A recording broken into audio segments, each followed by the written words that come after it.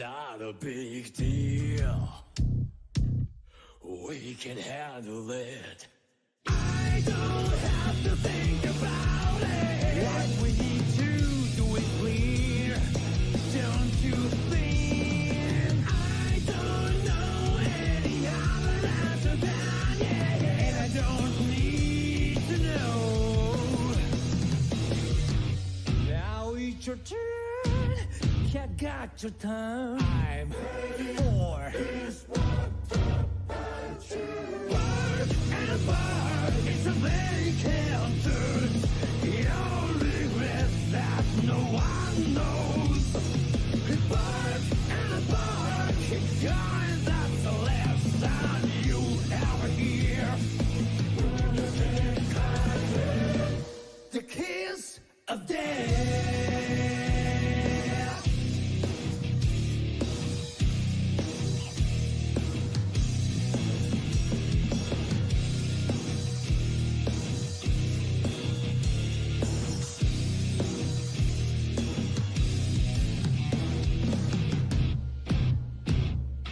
I'm sorry about that.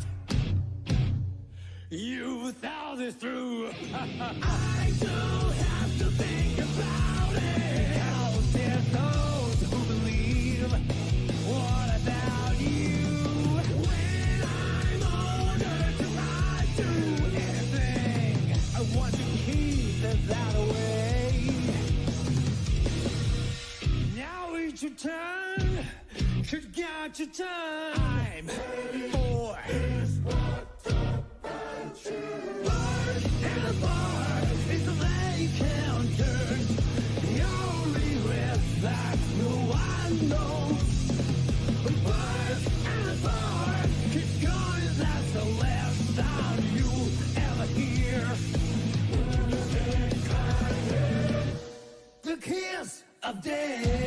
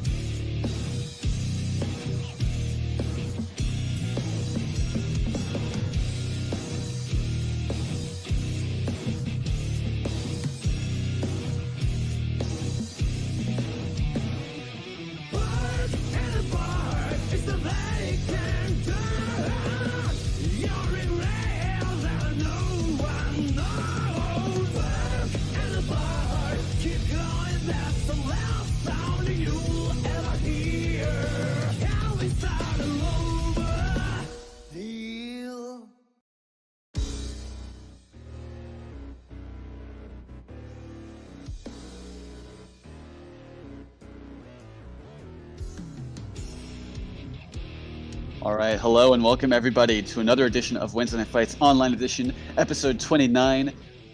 Playing BBTAG on the PlayStation 4/PlayStation 5 if you're lucky enough to have one of those. So yeah, we're coming to you from that format, and with me on the mic tonight is a regular in the commentary booth. You know him, you love him. Lon Lily, how you doing tonight? I am doing fantastic tonight. Thank you, Cheap, for asking. Always hype to commentate some sick BBTAG action here on the WNF platform.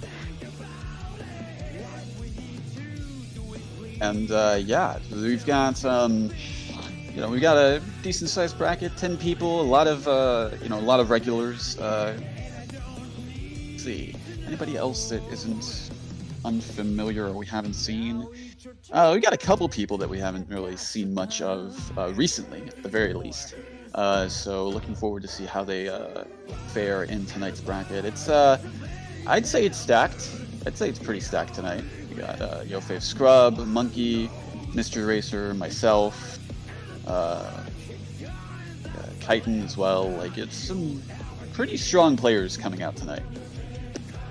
That is for sure. Certain everyone here tonight definitely has. Well, I would say most people tonight. We do have kind of that one person to make a kid, but we'll get to it later. Definitely a lot of very potent and strong players that are very much regulars of WNF and have gotten very consistent placing over the past brackets. But yeah, going into kind of that exception, a player that we haven't really seen before here at WNF is actually Megakin. Definitely still not a unfamiliar person to BBTAG brackets in the past, but this is, at least we're kind of talking about earlier, Megakin's first WNF actually, which is definitely very hyped to see them show up for the first time.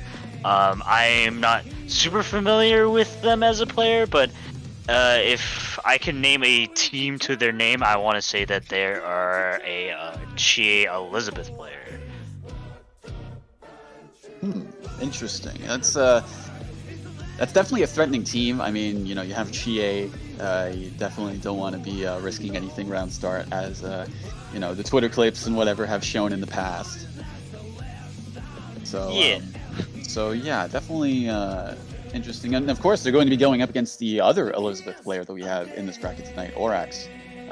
So going to be interesting to see how they both play the mirror match in that sense. Like what different styles and different things that we will be seeing each other catch.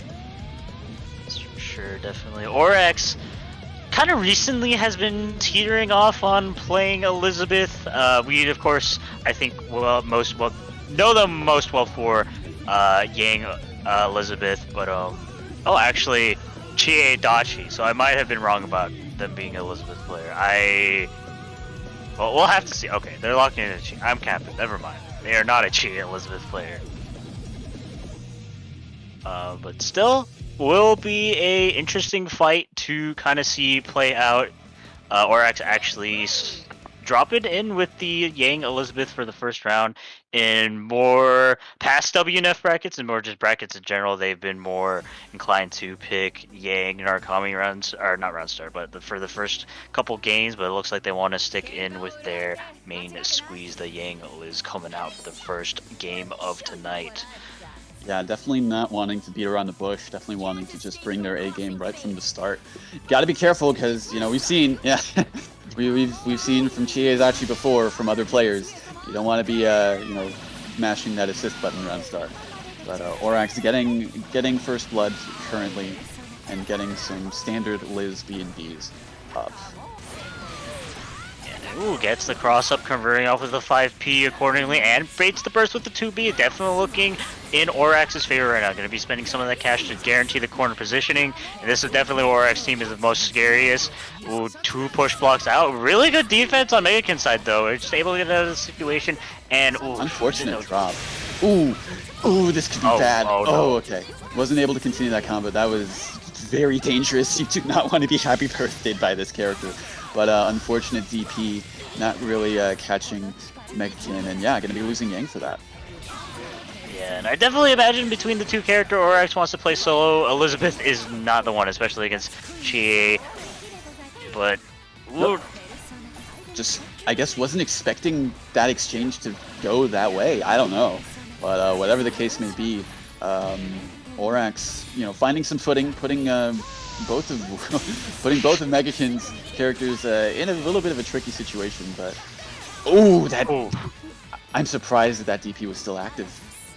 Yeah, that could have been horrible for X, but Chie going in with the EX, I forget what that's called, but it's the EX kick. EX dragon kick, yeah. Oh yeah. Okay. And just gonna be closing it out with that game 1 going to Megakin. Yes, and definitely at the start of the game, it looks like Orax was finding some footing there, but just some really good calls from Megakin's side was just able to swing the momentum back in their favor and putting Orax kind of in the back foot. But it's not going to deter Orax from sticking with the main squeeze team, the Yang Elizabeth.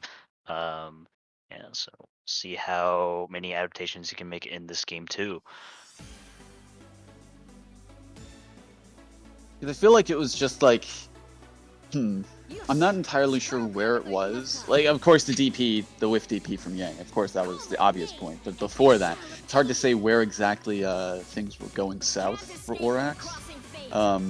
But yeah, that whiff DP definitely changed how things would have gone out. Yeah, Megakin definitely fishing for that round start happy birthday catch, as we saw from that dragon kick.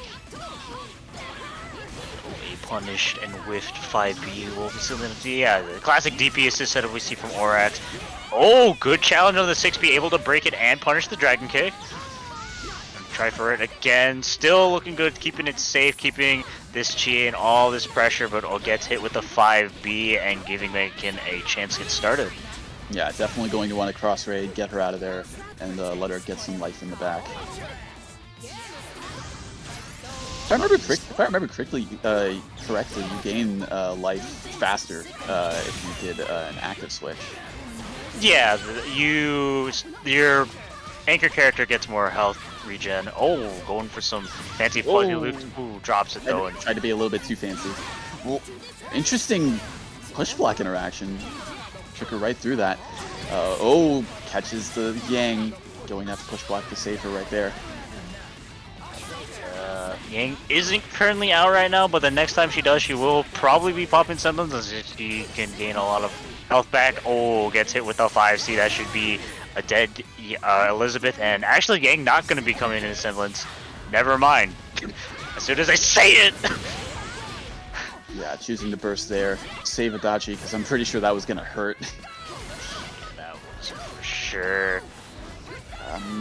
Yeah, I was going to say you might want to pump that resonance since he's decided to hang back a little bit. Ooh, catches with the 5B. Going to be killing off the Chie. No meter spent either. Very threatening because there is an Astral that is potentially on deck, but we won't even be seeing that. Orax off that good air-to-air call will be sealing out game 2 in his favor. So far currently tied up 1-1. Definitely like slower paced than I expected these matches to be, but also very much going back and forth between these two with the exchanges and of course with the games naturally.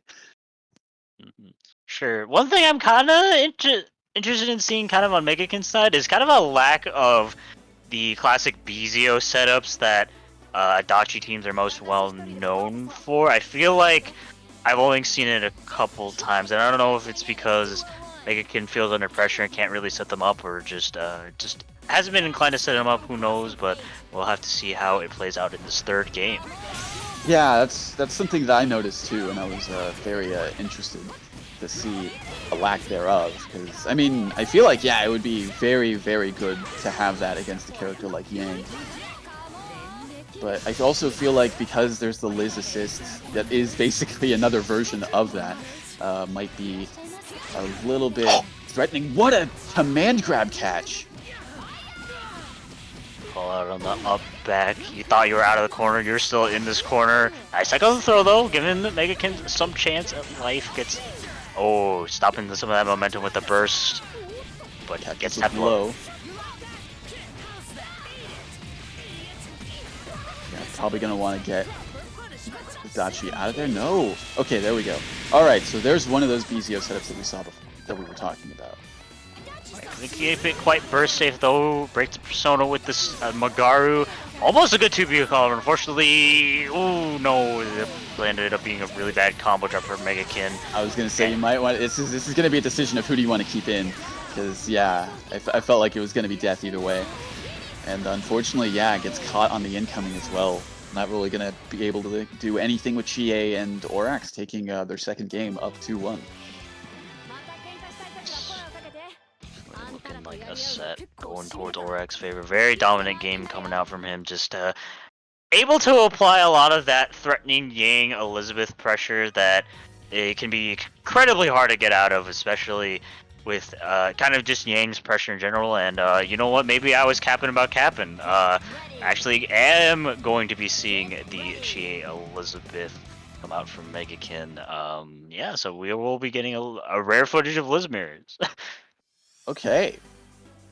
I don't think I've ever seen an Elizabeth mirror like in my entire time like watching and commentating this game. Yeah, Liz is a bit of a rare character, definitely.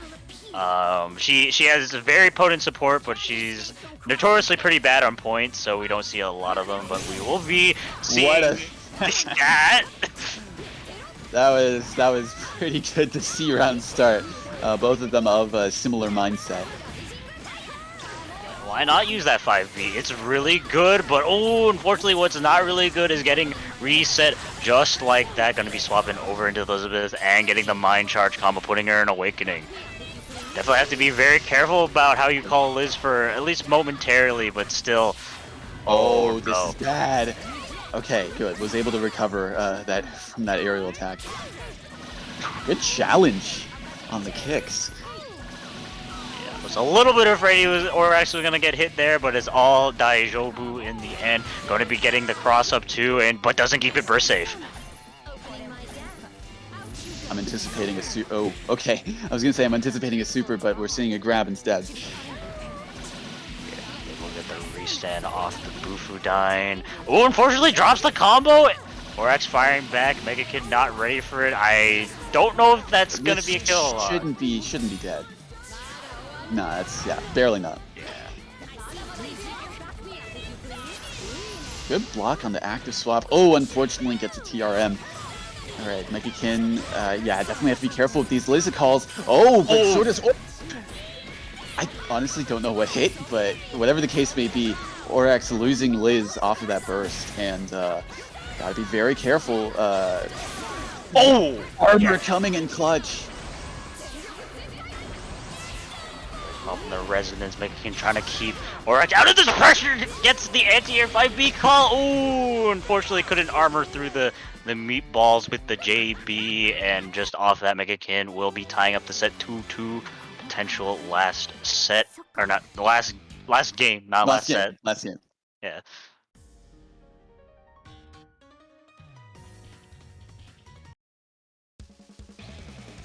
Right, that was. Oh, yeah, there was just a lot of unfortunate things that happened for Orax there towards the end. The burst just completely whiffing in that situation, losing Liz and having to rely on Yang in it was essentially a scramble situation, which she usually thrives in, but with the added presence of meteors, it's kind of rough for her to get any sort of footing in these situations. Yeah, for sure. Those meteors in the 1v1 can be so threatening, but still gotta go into the last game of the set, game 5. Both players kind of just jumping back, waiting for each other's turns. Night Tech on the throw though. Presses the 5B, forcing out a burst for Megakin. I was expecting the command grab, quite honestly. Good block on that cross up. Yeah. Oh, you still in the mix. You think just because I DP'd you're out of it? Nah, gonna get the cross up. Gonna be getting some damage and some presence as well. That's with the active swap. Ooh, baits out the burst. This is, I mean, it's not dead. He's not gaining enough meter, and the starter on it wasn't the best, but it's still going to be a threatening situation to be in. Unfortunate.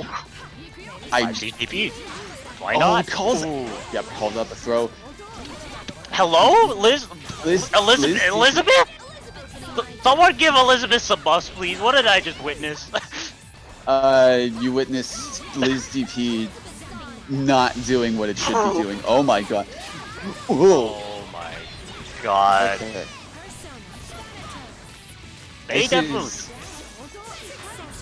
This is going all. Oh. That was gapped. Able to punish the raw tag. There was the smallest gap, and Orax was like, "Are you trying to get away? No, you're not getting away." Yeah. Ooh. Sets up a Hama. Can he be keeping up all this pressure? This Liz has to be very careful. Goes in with the Bufu Dyne. Is he able to convert off it? I think so, and as long as it can be a kill. That was so scary because it was full screen. I thought it wasn't going to hit, but Orax proving me wrong and just clutching out the set 3-2. Wow. For the first time, I've really gotten to experience Elizabeth Mears. Man, that was something else. It's a lot of a lot of chaotic situations being applied due to both players having access to Liz, especially that 6P. It was kind of seems like whoever got the first 6P call safely was favored to at least take their turn. And it was kind of an interesting dynamic of trying to protect Liz while also finding an opportunity to kind of call in their Liz as well. So yeah, it was definitely an interesting dynamic, and yeah, we're actually moving on to the next round, and we will actually be having the one and only TO Master Chief versus E2 Deku up next. And for those who have seen me play quite a bit, you know me for Ragnarok Hiko. I've pretty much never switched off that team, but I'll be coming at you with a little bit of a surprising pick for those who don't know the lore, going with the Mika tonight. Mika time, and just from my perspective, definitely you definitely look pretty potent on this team, even though you haven't played Mika in quite a while. You definitely have at least some understanding on how to kind of use her as an assist with Ragna, and it's been a while. I think it's only been like a couple days since I've last seen you play Mika, so I don't know how much you've developed with Mika on point, but your opponent definitely no slouch. E2 Deku probably going to be locking in the classic Ruby Yang comp that we know him most well for, so we'll see how this fight duels out. Absolutely, and hopefully my Mika comes through. We'll see. But I'm going to be sticking with her for tonight. I'm, wanting to test the waters and see how it does in a bit of a competitive environment. Respectable. Mika definitely no slouch of a character herself. She can be very annoying with just flying around with those Mika missiles, especially the EX version, which is just completely projectile and can make a lot of characters kind of suffer. Maybe not necessarily Yang, Ruby, but still the just having that be like kind of a floaty active hitbox just in and of itself is really threatening. So yeah, see how it goes out. Good luck, my friend. Thank you very much. I will be deafening myself now. I suppose I'll join you on the mic. Good luck. Get ready. I suppose I'll help you on the mic for this one, Lon. Always good to have a partner in this commentary business. Good to have you, 30. It's been a hot minute since I've been on the mic. Well, I'll let you take. I'll let you front. I'll let you take the lead. I'll show you the power. All right. Well, Ruby, you having fun? Can't escape from crossing Let's fate. see, we're gonna go over the 5A round start it up. Oh no, actually gonna be running into the 4P, unfortunately. Oh, good anti-air 2B call, but good coverage by ETZ, keeping it all burst safe with that DP. Ooh, tries to go for the command grab, but Master Chief got to push looking at. Ooh, just a lot of scrambles going on. I don't know exactly what's going on, but looks like Master Chief finding a good place to poke out. Don't armor, baby. Yeah, not keeping it entirely burst safe, but going for a command grab and it works out. And yeah, so far E2 Deku looked like they had an answer for everything that Chief threw at the beginning, but now Chief's starting to be able to play a game of their own. And it's working out pretty nicely, evening up the life deficit that was just a thing. Yeah, and goes for the grab on the. Ooh, keeping it all burst safe too. I'm not quite sure how much damage potential this team has, but I don't think that's gonna be a kill unless there's something magical with DBD here. Yeah, Yang's too much of a big girl, but will be popping sentence after that DBD. Has to be really, really careful with her. E2 Deku though, playing very confidently with her point. Good call on the switch out, but usual 5B is a suspect that will be killing Ruby. Off to solo Yang and forcing themselves into a sound situation, but didn't believe in the confirm, but it doesn't matter. Yeah, Ragnar will definitely be going down here. It's all up to solo Mika, who is pretty healthy. Nice jump out of the command grab, and can he stabilize into Astral? Oh, I think he can. I can't believe E2 Deku just TO or Astral the TO. What does he think? Does he want to get DQ'd? And just like that, Chief has moved on in the bracket, 3-0 over to E2 Deku. I can't believe he just Astraled the TO. It's crazy.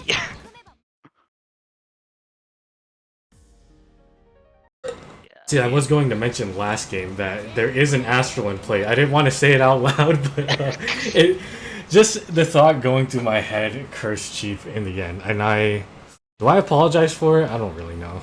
It's the streamer commentator's curse question mark? I don't know, but either way, Uchideku kicking game 1 of the set. Unfortunately, getting smacked in the back. Not quite able to punish the firecracker landing though.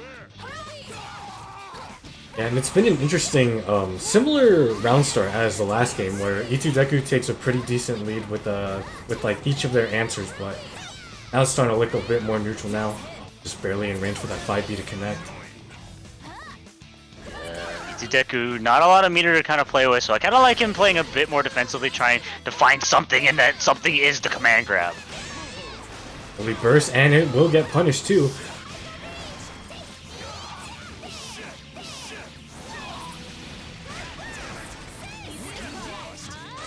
Blocks out, but keeping up all the pressure. Ooh, unfortunately trying to jump the gap. But Itudeku dropping the combo. Nice jump at the command grab, but it's still pressure coming. Wakes up with the super. Push blocks out. Is he able to punish both characters? I don't know, but it's either way. Gets the grab on the Yang. Itudeku not ready to take it.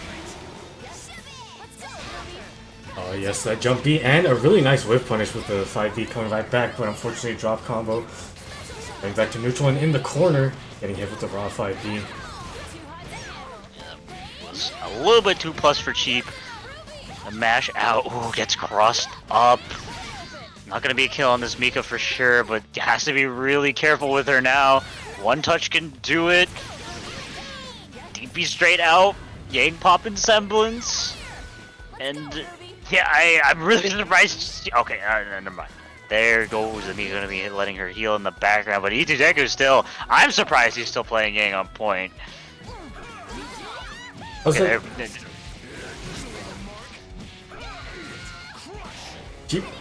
Cheap going for about that. Honestly, I've never seen him go for it, to be honest. Usually Cheap usually sticks to a really standard bread and butter, ending with some seatbelt loops, but trying to go for a B dead spike route right there. Yeah, and I can't believe I just noticed now we are in Rampage time, but Cheap getting first blood on this kill on the Ruby. Yeah, these have been going really down to the wire, and both people have level 4 resonance, and Itudeku will pop it. Try to go for something nasty right there, and an expert punish. Right after the push block.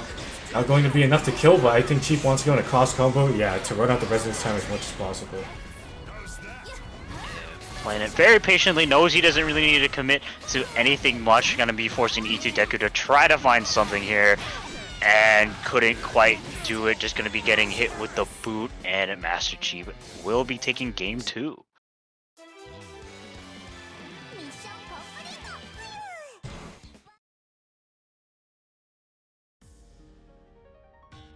Yeah, and I think, especially after E2 gets a knockdown, we have seen him go for the command grab afterwards to set up for some Loki, but I think we'll see in the next coming games his second layer to that mix where he goes for the anti-air grab after that. So I'm wondering if Cheap will be ready for it. Yeah, definitely an important part of Itudeku's team set play is implementing those EX command grabs to catch the up backs. So we'll see if he does end up implementing, but sets up a sandwich, but Master Chief jumping out of that first command grab, but couldn't quite contest the root properly. Nice block on the cross up though.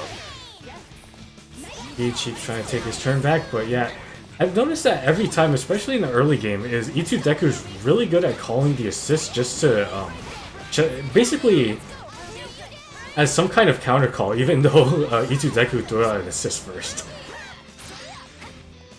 Yeah. Mr. Chief has actually been pretty successful on the defense so far on Itudeku's side, and I was about to say he just couldn't quite get out, but he's going to be busting out with the EX Mika missile. Oh, not the EX Mika missile, the Mika missile super. Not ready for that command grab this time. Oh, an unfortunate drop right there, and oh, missed opportunity from Cheap, but the Ruby 4P comes out, and a Yeah, I definitely not going to be a kill in this Mika, but going to be spending some assist gauge to maintain the corner position. Still keeping it up. Nice jump out of that command grab. Gets hit with the 5C. Gets the grab. And doesn't finish the play. Oh, never mind. He was keeping it meter positive. Oh. And I think at this point it should be a dead Yang, and Ragnar will be getting a sizable lead. Trying to fall back. Oh no, not quite. Yeah, I think he needed to do another seatbelt loop there in order to actually confirm into the kill. So definitely a pivotal mistake keeping this Yang alive. Gonna be spending some cash just to run out the Resonance and probably swap over into the Ruby, and gonna be definitely a pretty big life deficit that Cheap needs to overcome. Nice tech on the throw though, gets hit with a raw boot. Oh my! My god! Not only have you astraled the TO, but you killed him by doing run-up super as your grab bait. E2 Deku definitely playing with some fire here, but has made a good amount of successful calls with Cheap, and he is currently 2-up in the set.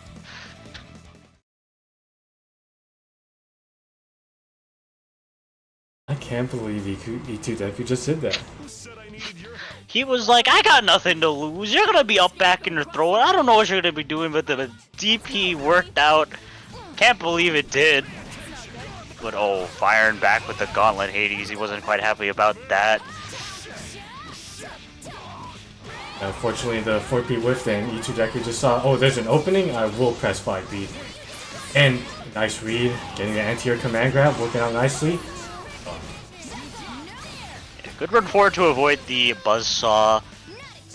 E2 Deku just really relentless with his pressure until he tries to fish for a JC, but Master Chief having none of that. Fortunate little drop right there, but still a good chunk of damage onto Yang. Being forced to spend all this push block. Still hasn't really found anything yet. E2 Deku has just been really relentless with all his pressure, even though he's out of the corner. It just seems like he can't find an opening on this man.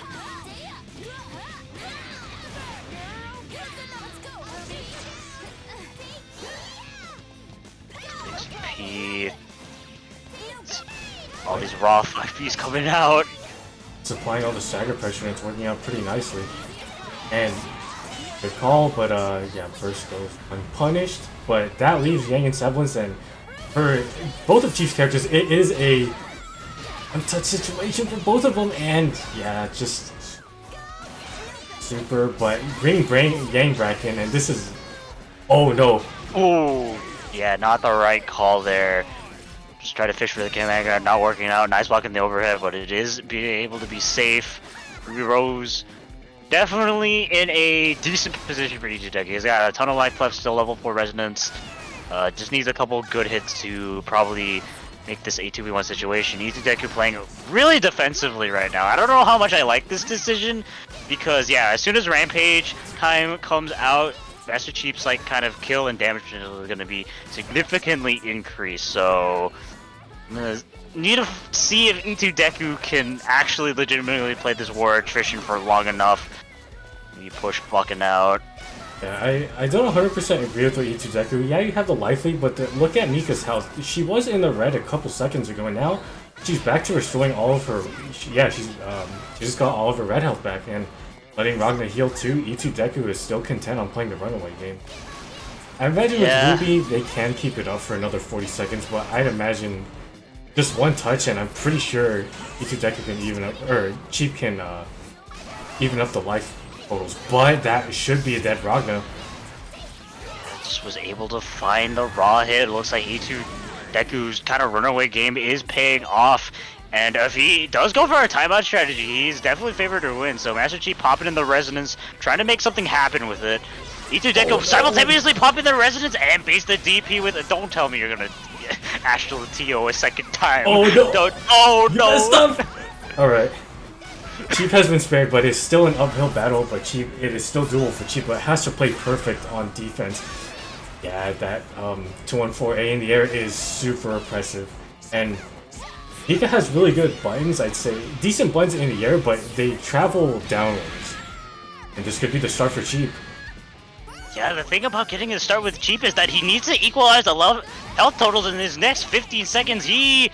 I was gonna say, I don't know if that was possible with Mika's damage output. I don't think he could have evened up the health totals in time, and certainly not going to be even up the health totals with getting hit with a B Gun Blast and E2 Deku. Able to take it 3-1 over Master Cheap. I'm sorry about that.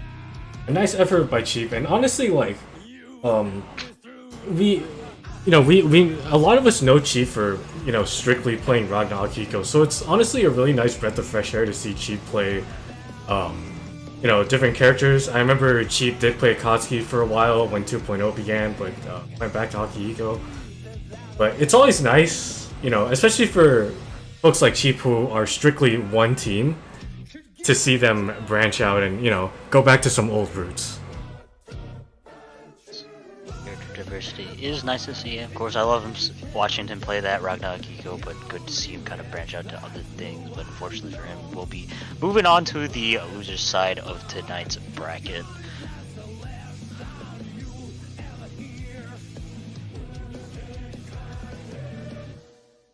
Give me a moment of just getting things set up for the next match. We will be having True Care and Yofei Scrub on stream. Quarters, yeah. And I will be playing my match in losers. Cool. Does that mean I'm back on mic duty? Yes. You got it, boss. Can't escape from commentating fate, it seems. They're really pulling me away from the mountains to come back and commentate. Well, Honestly, I can't remember the last time I commentated something. It's been that long. It definitely has been a while for sure. I feel like the last time I saw you commentate was back in like October of last year. Maybe not even October. Maybe like what's the month before October? September. Yeah, September is. It has definitely been a while. Jesus, is that almost a year? That's 2 months from a year. Jesus. It's honestly a blur. Like, I don't remember the like I don't remember the last time I commentated, but I don't think I've been on the mic at all this year.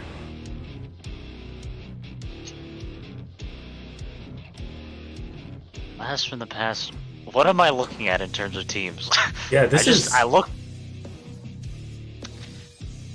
I don't know what to expect. They're locking it in.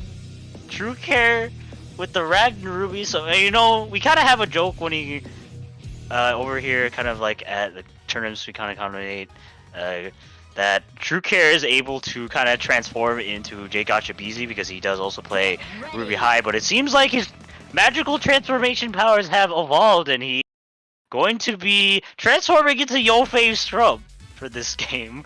I don't know what to expect. I definitely have seen True Care's Ruby, but I have never seen True Care's Ragna. And equally, I've never seen Yofei Scrub play Azrael, but I've seen him play Carmine, usually with Carmine Hakumen as the team, but this is something I don't know what to think about. It's gonna be crazy. I do remember Scrub messing around with Azrael in the past, but I think he subsequently dropped Azrael for a bit because I think he had a couple struggles with like playing him solo. But I'm glad to see him back into the groove of playing Azrael, and this team looks nasty. Oh. Yeah. Try to go with the Valiant overhead. True Care ready for the block. And they're pretty content on spending all their meter on Bushbox at the moment, but a happy birthday. Good for True Care. Unfortunately, Carmine drops out. Gets across him. Oh my god, no fear. Just gonna go with the grab. Unfortunately, though, dropping the combo. Crossing up again. Gonna go for a burst, but burst goes punished. And this will be a good chunk of damage. no matter what, as long as Azrael gets a clean hit, what is going on? I don't know what happened, but Ruby's almost dead. Ruby's dead. Oh no, and that should be a dead Carmine. Going for quite a bit of a fancy route, but it'll be just enough to kill. And yeah, it's all up to solo Azrael. Both players definitely gotta be very careful about what happens because, you know, both characters are gonna be doing a hell of a lot of damage, especially with that JB call. Unfortunately, they'll drop in the combo. Oh no! Oh, he believed. Tried to go for the Grand Blue, but not working out. True Care getting some good damage, and it will run out Scrub's Residence. But honestly, I still feel like this is a two-touch game for Scrub. Yeah, that is for certain. Azrael does a hell of a lot. Oh my god, raw Blood Scythe. Where's the True Care to pop the Resonant? Get the. Oh my god! You had to. You know what? Someone tell Cheap. He's playing a game right now. He's playing a game right now. Tell him that True Care has stolen a phone tonight. Thank you everyone for tuning in to WNF Online Edition BBTAG episode 29. Stay safe, stay beautiful, drink your water, tell your friends and family you love them, but most importantly, shout out to Bird Gang, have a good night. Have a good night, folks. Canada has shown that they can steal phones. Is Scrub just gonna take that? Yo, he wants to run back. Carmine Azrael still locked in. He doesn't care if he got his stole phone. I think he wants it back.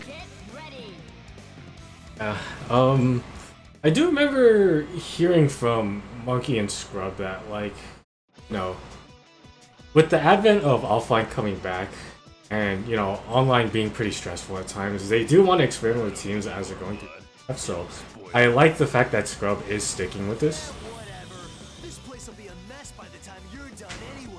I feel like more lately that Scrub has been kind of locking in some of these more side teams for these WF tournaments, but still look pretty good on the Carmine. Definitely had some, or Carmine and Azrael definitely had some familiarity with the team and understood how to kind of mix them up. But yeah, getting your phone stolen, it's making a statement.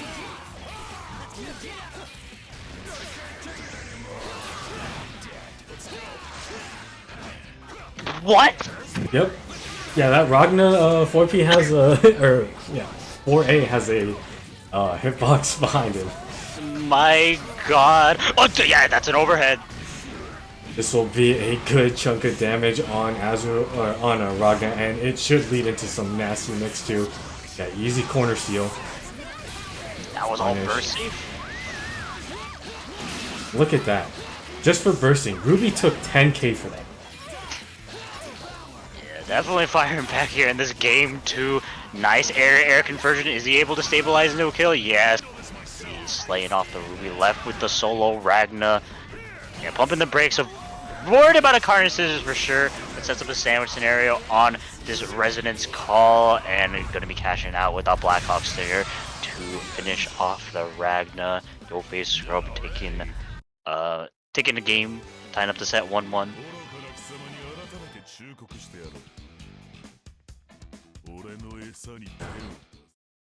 And that's one of the, I guess that's like the main selling point of the team that Scrub is playing, is that it doesn't matter which character's on point, you will be doing, on average, probably about 8 to 9k per combo given the right starter. And just seeing that, you know, there are a lot of points where Cheer Care tried to get something started, but I don't think any amount of Ragna lifesteal could bring you back from the amount of damage output that this team can potentially do. Yeah, this team definitely will be murdering your health bar if it just looks at you differently.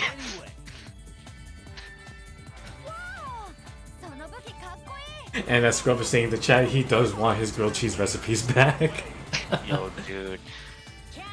No grilled cheese. Yeah, he's gonna need to take his phone back, but still.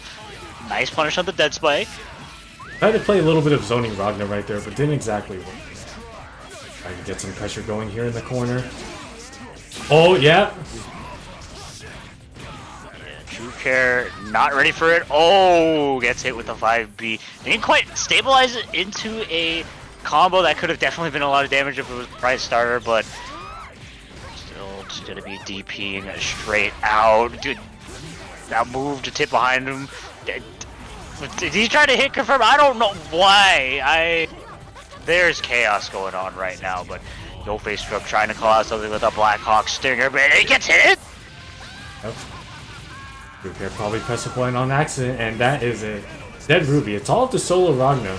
Only level 2 Resonance against a very healthy Carmine and Azrael. Try to go for the JC mix right after, but not getting a sweet spot. Oh, I am so surprised by so many things going on, but has to be really careful in this. Oki, DP into DP. What is going on? Crosses up with the blood wheel. Yo Face Scrub up 2 in the set, but what is going on? What did I come can't- back to? don't worry about it, man. This. How did your set go, Cheap? It was a 3-0 against Megakin. What happened? Why is there a phone steal and it's not from Scrub? Look, all I'm saying is I think True Care saw the grilled cheese recipes on Scrub's phone and said, hey, I want that. And no, I won't ask for your number so you can text it to me. Alright. And from there, it's just been absolute chaos and shenanigans going on. And one of the things that I've noticed in the last game is that True Care hasn't been keeping an eye on the blood pools on the ground, because the first time it clipped his legs, and then the last time was the reason why Scrub took that second game. Sure. Definitely, even though those blood paddles don't look like they're doing anything, you gotta be watching out for Carmine's boos, because they can just pop out of nowhere, even if you do hit them, so they're a very threatening thing to have to deal with. And they persist off screen as well, so it's always something to keep in mind. Gotta go first snipe, trying to bait a burst, but getting nothing, and even though this team is known for damage, it's just been a bunch of little hits, and just like that, Well, Ragnar is almost dead. Yeah. Oh, air dashes into the blood wheel, doesn't quite convert off it though. Probably expecting a cross up. Nicely being put in a sandwich, and oh, same side? Yeah, it's gonna get both. Decent start here. It's with the Ragnar assist. Oh, what an anti-air. It feels like True Care is getting a little antsy because they're probably expecting active switch or a crossover from Azrael. And there's just been empties. There's just been nothing. No active swamps, no anything. It's just been, yeah.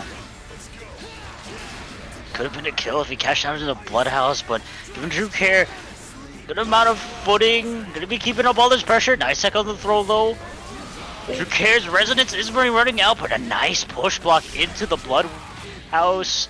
And I think I'll crossfade this shit to seal out the deal on True Care. And Yo Face Scrub taking it 3-1 over True Care. Fortunately for him, he's got his grilled cheese recipes back. I gotta say, a lot of that was just 2 for flinching. That's what it was. There was Yofave hitting him with that. And man, that's I came back to some wild stuff apparently. Yeah, that set was wild. That, especially that like second and third game, they were like swinging. Azrael was moving around on the screen. I didn't know what was going on. It was a lot of super scrambly things, but ultimately I think because of kind of the natural damage output of Karma and Azrael, those scrambles ended up slowly building up into Scrub's favor and just had so much of a life lead that it was really hard for True Care to find any footing and really any coverability in that set. Especially we were seeing it towards the end, and he was getting very antsy about all those cross-ups, and Scrub was just standing there because he knows how threatening just standing there as Azrael can be because of those 6-6 teleports.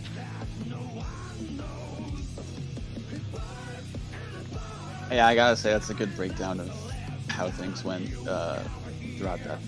Well, throughout what I saw, I mean, I'm pretty sure that was the case for the entirety of it. But yeah, that's a good summation of what I saw throughout that set. Yeah, as you said when I came in, it was chaos. Indeed, it was. But that does lock in our winner semifinals matches. We got Yo Face Scrub versus E2 Deku and Monkey 4012 versus Kaiten 99 coming up next. Right, so Orax said he's got to go play Strive. So let's see. Okay, so Monkey and Chitin will be up next then. Yes. Now it's your turn. You got your time. Boy.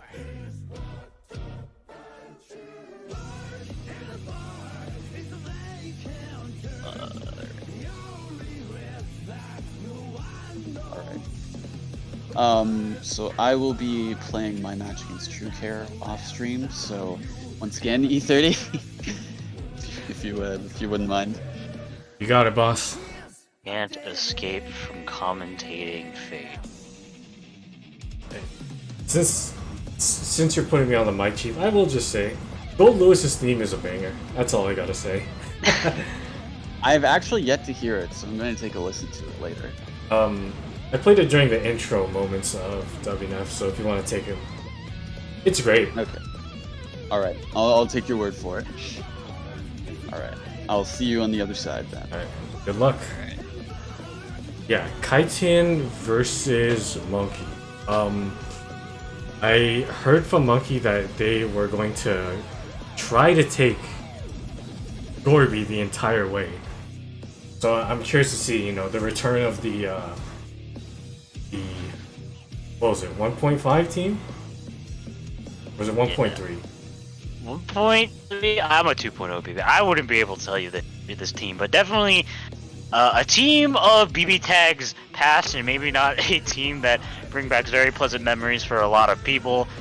Still, I think it's still a fairly potent team comp. Gord's assist definitely mesh very well with Ruby's kind of game plan, her being really annoying with those big buttons with the giant Gord spinning assist in the background can be very obnoxious to deal with, but we'll see how it fares against Chitin's team, the classic Hilda Yukiko that we know him most well known.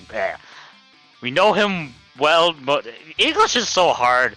Team he play good mount. I don't know. Team he good with.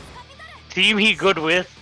I don't know how to say it, but Chitin's definitely put in a lot of work with the team. Has very excellent showings with it. It actually recently got got top 8 at Evo with it. So see how it starts out, and starts out immediately with violence. Yeah. Going wild on the round start, and yeah, this is very reminiscent on how Ruby was before. Extremely impressive, but Chitin striking back, but Hilda is already in the red for him. Yeah, and kind of an interesting thing with Chitin's team is that even though Hilda is at the red, it can definitely build up over time into a good position for her. I'm actually kind of interested there was no active swap into the Yu-Gi-Oh right now. Yeah, gonna be actually trying to get some life back with the 4P, but gets the grab, and it looks like Chitin being really greedy with those heals will be biting him back. Oh no, that was a good response, but just not getting rewarded for it. Good throw break. Oh, unfortunately though, runs into the Miragi. Not close enough to confirm. That actually is probably a kill. Yeah, going to be keeping it simple, but very effective combo, and she will be getting 6 stacks off that. Keeping up all the pressure. I'm popping off a little bit with those immediate +4 stacks, but firing back right away. But Resonance is about 5 seconds down. Trying to get something started, but Astral is potentially in play here. Yeah. Nice 2B check as long as he keeps it cool. Wait, I think that's a kill. Yeah. Yeah, good snipe, and nice work by Chitin. What looked like an extremely bleak situation for them being able to take it back just like that. Yeah, definitely showing off the power of Yukiko Amagi with those fire levels. Just takes one mistake on the opponent's end and it can spell doom for them. Even though that Yukiko, when that Gord was killed only at level 2, having the right starter means so much for Yukiko. Which we saw it was just a very solid like 7.4, I think it was, even off only 1 meter. And we even saw if that just whiff super punish. That was 12k and it wasn't even, the combo wasn't even done yet. So always got to be careful about the defensive decision making calls you do against her, especially with high fire levels, and we'll be taking the first game off that.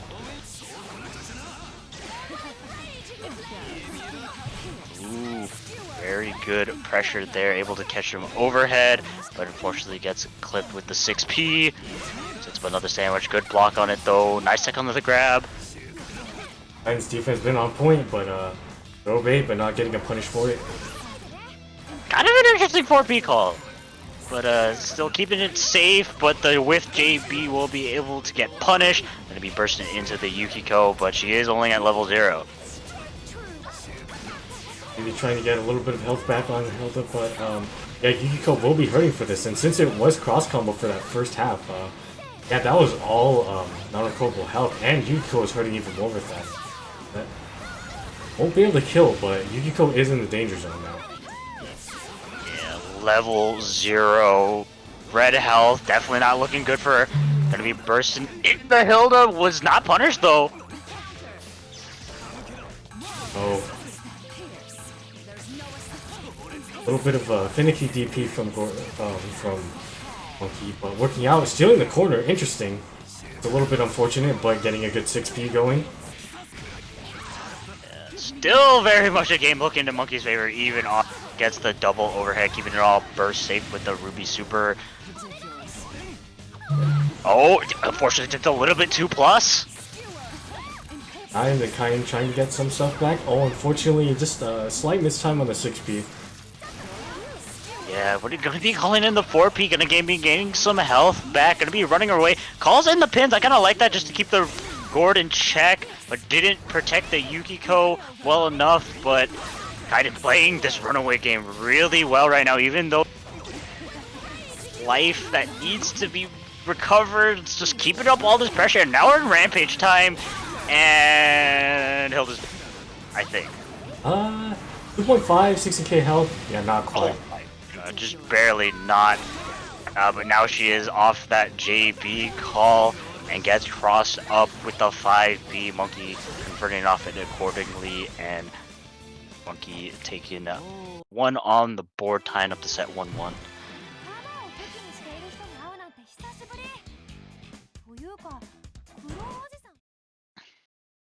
My Monkey, it's just that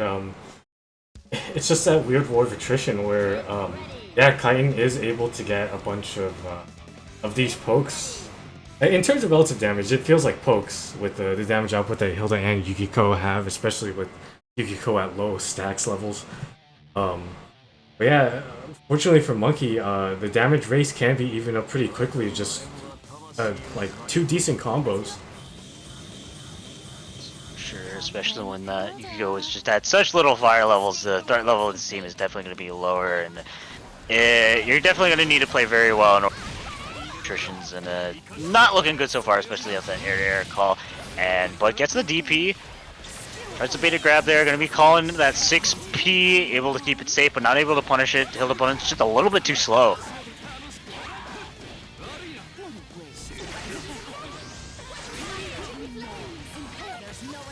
Gets the 2B call, wasn't able to convert off it, though Monkey running in with the 2C. This is definitely Kaiden's time to get something going. Going to be setting up a sandwich off that 6P. Monkey expecting the cross up, but unfortunately the 2-1-4C missing, keeping it all burst safe though with the super, and almost killed the Ruby off that. And Monkey is going to try and have to play a solo Gordo in the meantime, and yeah, I'd imagine even though Gordo has some pretty decently sized buttons, they are pretty cumbersome, and Yukiko can probably just throw out a projectile and just stuff them out.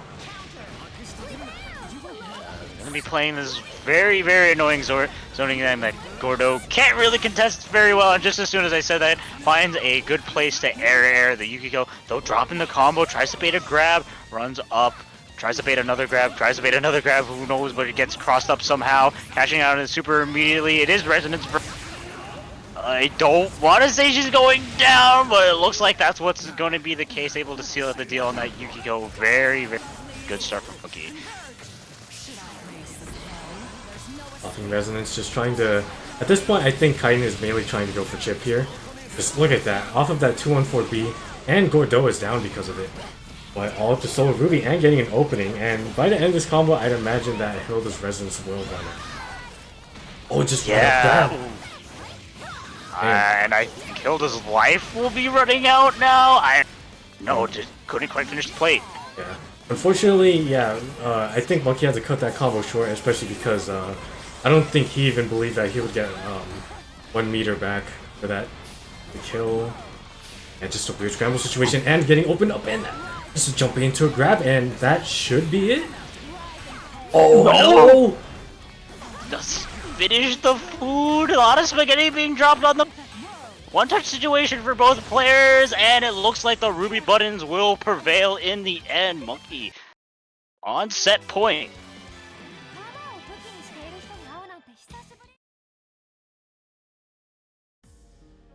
Yeah, that was an unfortunate drop there from Kite. Hopefully it doesn't bother them too much and they can just bounce right back in this game 4. Have to see how that goes. These matches definitely have been close, not particularly in one player's favor. It just looks like Monkey is able to keep it calm at the end, find those hits. But Kite is still very, very much looking solid in this Tilda eco. And honestly, aside from the first game, I don't think Yukiko has gotten to play that much. Because most of the time when she has come in, she's gotten hit several times over, and we haven't seen much action for her, so hopefully that can change in the next game or two. We'll have to see. Unfortunately, though, just doesn't decide to tech out of the combo.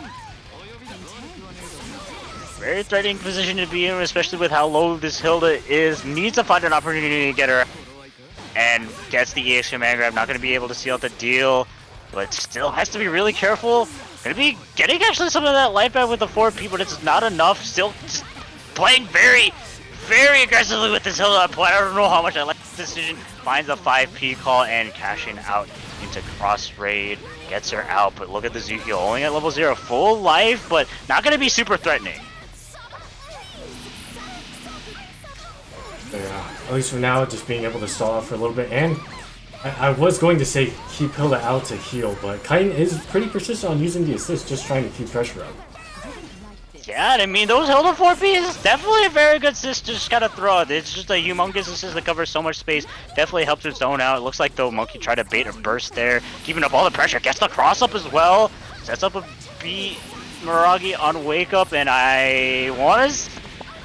Not quite. Nah, not gonna quite kill even with the DHC, but still putting Gordo in a very uncomfortable position. Gets hit with the 2B, trying to keep it all burst safe there with the Oki. Bumping back over into the Gore, gets the throw bait, but doesn't keep it all burst safe. Oh. Yeah, just trying to keep it safe. Hopefully, Kite's ready for it, and yeah. But it doesn't break the throw, but I don't think this will be a kill situation. No meter on the board. Starter. We are getting into Rampage time. Oh my god, goes in with a cross up. Good conversion. Able to build the meter at the end, but decides to do the active swap. Wasn't quite able to get a real punish on it. And yeah, had to try to find a way to card cancel that in order to confirm it to a kill, but still finds a hit on this Yukiko. And good air challenge on the Hilda pin super. And Monkey able to take it 3-1 over Kaiden. Nice bravery from Monkey there, being able to close it out with the jump buttons. Even knowing that Monkey has a lot of matchup experience against Hilda, just knowing that he can press a button even after the super flash did happen. So nice work by Monkey. Moving on into winners finals, 3-1 over Kaiten. And I see Master Chief in the room. Unfortunately, looking at the Smash.gg bracket, it was a 3-2 set. In TrueCare's favor. Yeah, they went their main team, and I was up 2-0, and it just couldn't really get anything going. I see. Unfortunate for Cheap. I mean, hey, I mean, it went about as well as I expected, so. I see. So, Monkey and Kaiten just finished, it looks like. Uh-huh. Right, that was 3-1 for Monkey. Yeah. Alright, so let's see, we'll be having uh, just want to make sure that Deku isn't in the middle of drive. Doesn't look like it. Okay, or at least I wasn't notified. So. You know, there's something that we've neglected for a little bit, and it's been a while since I've been on the mic, so I might as well introduce this. You know, hope you all have been enjoying yourselves so far, but if you want to contribute a little bit, you can do it through our Matcherino. Just log in and press that claim code button on the right, and you donate a free 50 cents to the pot. I'll drop the link. Matcherini, and Master Chief all work. So just click that link, log in through a multitude of ways, and click that claim button, and you can add a free 50 cents to the pot. If you want to make a direct donation, we would greatly appreciate that as well. There's a bunch of Twitter quests as well. We can add an extra couple of cents, like following a couple people or looking at a YouTube channel or two. They're all there for you. But if you want a little something for your contribution, there is the marketplace. Courtesy of Kaizen Books, they have a ton of manga available that is steadily growing. And oh, and looks like we have a new edition. Is that the Yakuza's Guide to Babysitting Volume 2? So yeah, Yes. That just popped up, and we have a couple more, like Lone Life in Another World, My Dad's Queen of All VTubers, Welcome to the Outcast Restaurant, Gotcha Girl Core, Lone Life in Another World, and Shit That's Skin Ryugasaki-san, all available through the marketplace. Or, you know, if you still want to support Kind Books, they are steadily coming out with their physical editions in a bookstore near you, hopefully in the future. But not interested in manga? We do have a couple keychains available, like ones of the quintessential quintuplets, Girls Frontline, Fate Go, Princess Connect, and Azure Lane. There's a couple things you can if you do want a little something for your donation. All in the marketplace. Special shoutouts again to Kaizen Books for providing all of these great manga for us to read.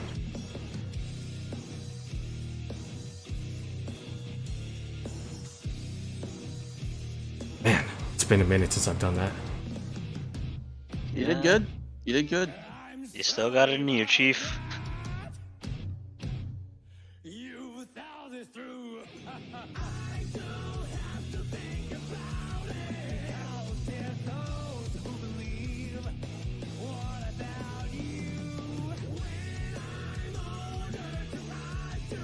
Like we are just waiting for E2 Deku to pop into the room so they can play their match against Yo-Face Scrub. I have a feeling that Yo-Face Scrub for the night is just going to be sticking with that Carmine Azrael. Yeah, definitely was first time we saw it. For one, very chaotic set, but definitely has a lot of proficiency, at least with the team. He definitely understands how to use those Azrael teleports in tandem with the Carmine assist in order to create some very threatening left-right scenarios, and just, of course, since Scrub does have a side Carmine, the Carmine augment is Carmine definitely looking very solid. Definitely understands how to play that character, just able to oppress the opponent just with those huge buttons as well as those blood wheels.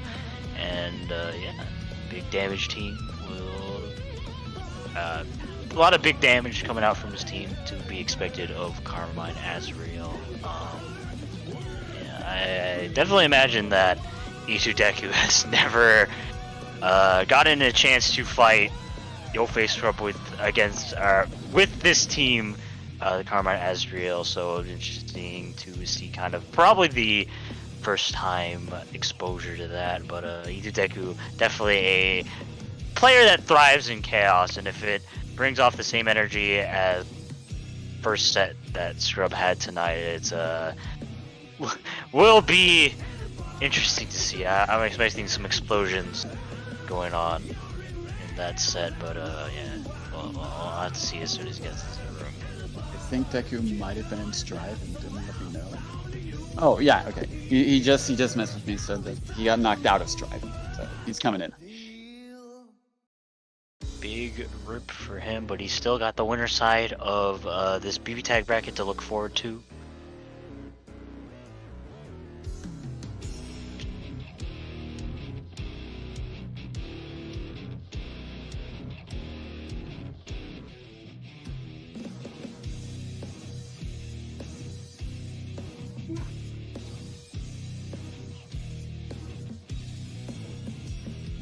So yeah, like you were saying, I don't think that Deku is familiar with this team from Scrub, so gonna be interesting to see how he navigates around it.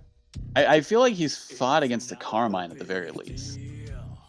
Yeah, I would definitely imagine Carmine as a character that Izudeku has a good amount of experience with. He's very popular, especially in today's metagame. On the contrary, though, Azrael is kind of a unicorn pick nowadays. Not a lot of people playing him. I think mostly just due to the fact that he's like a little bit awkward to kind of approach people with, and he's definitely a very team reliant or partner reliant character too. So he's not very flexible in that sense. I just want to confirm, E30, you back? Okay, yeah, he's back. Alright, well, with everyone in the room, E30 back, he should be ready to go with this set unless Yo-Face Scrub went to go do something, in which case that would be unfortunate.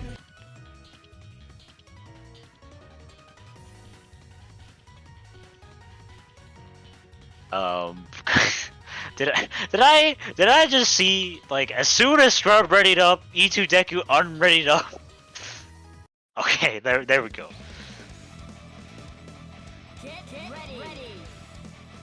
Was it going to be a game of, like, you know, one unreadies, the other one readies, and back and forth? It's kind of looking like a game of cat and mouse, in terms of just readying up, but yeah, going to be finally starting off this set, which I'm sure is going to be something. Game 1 versus Yo-Face Scrub and E2 Deku. Having fun yet? Of course! I get to fight with you! Can't escape from crossing fate. Fight! Let's go, baby! Just, you know, jumping forwards into each other, having pressure going. Surprised that the gunshot didn't actually hit Azrael. Yeah, what I'm not surprised about is that Yang armor coming in and that 4P that just seems to have invul every time it's used, able to clip the Azrael. Ooh, what a DP, calling out that JC. I am not sure what happened there, but whatever happened, it is very unfortunate for Yo-Face Scrub. But actually very fortunate, because Carmine fell out of that. Definitely not going to be killing the Azrael, just a little bit too much health to seal him out, but has to be really careful with it. Yeah, finds an opportunity to swap over into the Carmine, and a nice happy birthday on both characters. Definitely very huge for Scrub so far, as long as he can stabilize into a combo. That looked nice. That looked very clean.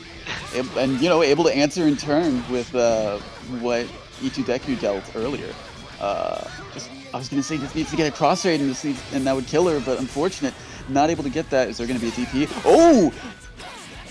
Scrub was very aware that that was an option on the table, and oh my god, I'm surprised the guy hit that. Was he expecting an active swap? I think so too. Either expecting an active swap or pressed another button. Who knows what happened, but Yo-Face Scrub, even though that game was definitely looking very bleak for him at the start, especially getting happy birthday there and having both his characters at a really low life total, I just think he just found the couple hits that he needed in order to really equalize those health totals, and just in the end was able to catch E2 Deku off guard, and especially with that double jump over the DP was a very good call out, as able to seal out that game. Yeah, that was a good answer to that happy birthday from Deku. So just bursts, gets hit, but I mean, you know, gets hit immediately afterwards. So no big deal for Deku. A good amount of damage on this Azrael. Nice jump out of the grab. But he's still swinging with the armor though. Gets hit with the 4P. Didn't quite able to convert off it. Oh wow, yeah, just mashing that 5D, able to hit the Azrael out of the teleport. Gonna get some good damage off too. Get some pressure, gets the load, unfortunately not able to convert off of that. Could have led to a dead Azrael, but just gets with the raw 5B. Looking like E2 Deku's game so far, but Scrub finding a good opportunity to push back out, avoiding that grab. Gonna get started. This Yang, especially getting some health back, is looking a lot better. Gets the low check into the grab. doesn't have meter, so unfortunately not going to be able to kill. Keeps the presence. I was expecting a DP considering he was air backdashing, but still stood good awareness. Good crouch against that command grab. Interesting burst, but probably wanted to get out of that situation. All right, now everyone's just swinging. Yeah, everyone's just swinging, especially Ruby rolls with that gigantic 5, be able to catch the Azrael. Gonna be spending the cross right in order to kill. It has to be careful with this Yang now. 5C? I feel like that might have been an EX Blood Wheel. Oh, gets the No, it was it was absolutely 5C. Did you see the confidence he had in doing that? You know what, I'm inclined to believe that. Unfortunately, I think probably tried to bait a burst there, but sets up a sandwich scenario after the Resonance. Good block so far. Good DP. I'm expecting EX Pinwheel. Oh, yep. There goes the Yang because of that. Gotta be very careful. There is a potential Astral. Well, you know what? Never mind. There isn't an Astral on deck. Able to get all that ship damage in order to seal out the deal on E2 Deku's Ruby. And you'll face her up 2 in the set. And is that BBTAG Argentina I see in the chat? Yo, shoutouts to BBTAG Argentina. Coming through with the raid. Welcome, BBTAG Argentina folks. Hope you all had a good time. Good times will keep on rolling. We're in the middle of winter semis between Scrub and E2 Deku. Hope you all had a good stream.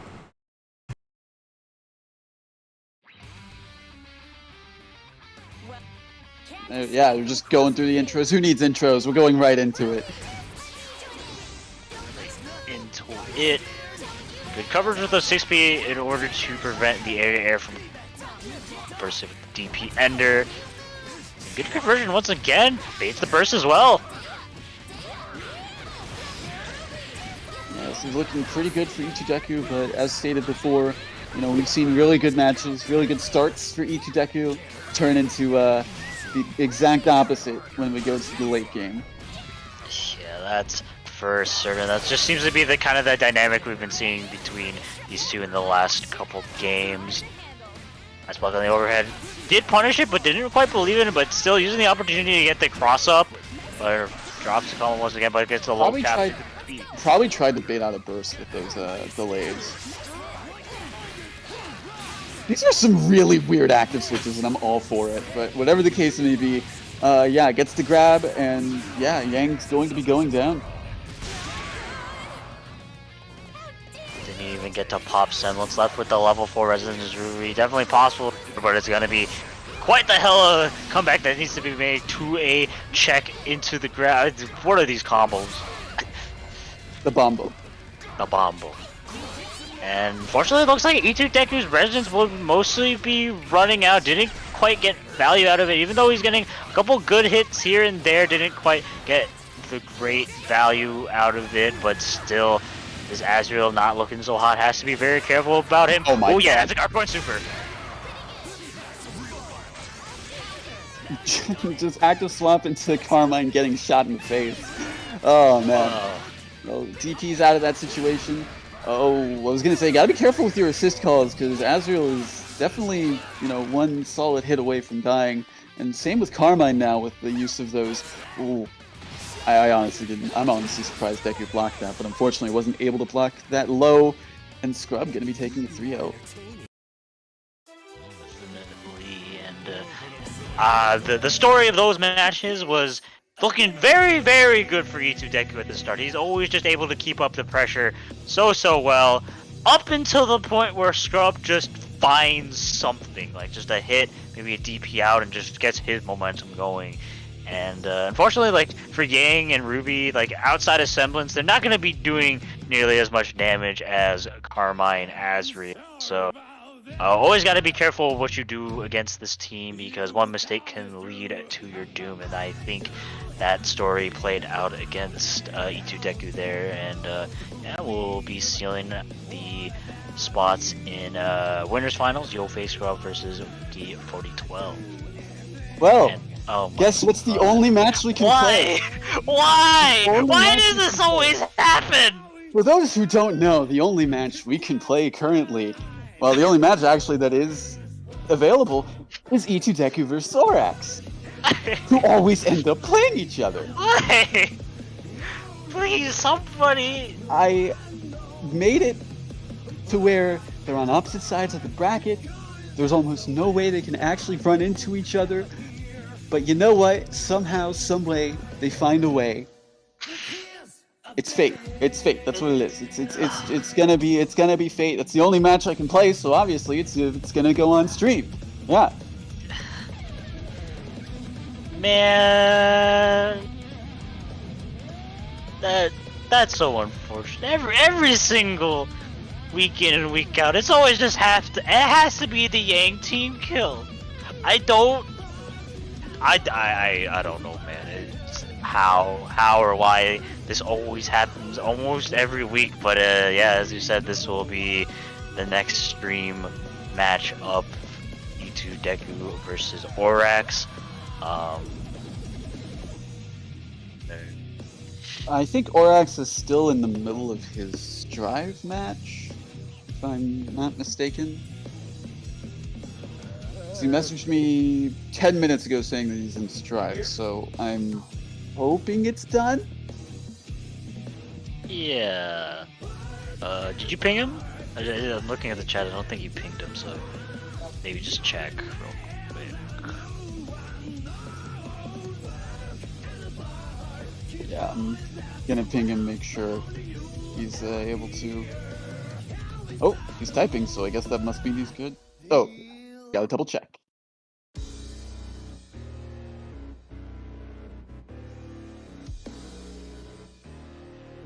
I still can't believe it. I still can't believe, once again, it's E2 Deku versus Orax. It's just unavoidable at this point. Like, anytime those two are in the same bracket, like, at WNF specifically, I don't know how it is in any of the other brackets they've been in. I'm really hoping it wasn't the same case because they were both in Strive as well. I'm really hoping they didn't end up playing each other there too. But in WNF, I feel like it's an absolute certainty that those two are going to fight each other. Yeah, it's kind of crazy how consistent we see this match play out here at WNF, and it's definitely a set that, definitely like a player match that usually goes fairly even. It just seems like these two just kind of have each other's number and kind of know what each other do. So it's always very interesting kind of seeing them duke out. And like I said, it's very even. It doesn't seem like everyone's any player is particularly dominant in the sets that play out, but we'll see how it is tonight. Still, well, Orax is still checking, I think, seeing if he's going to play. But I guess in the meantime we can do a match Reno show. So exclamation point match Reno, exclamation point match Rini, or exclamation point Master Chief will pop up the link for the match Reno page. And from there, you have many options in order to contribute to the Maturino bracket pot. There is, of course, the free 50-cent code over there that you can click the button claim code on the right side to cash in.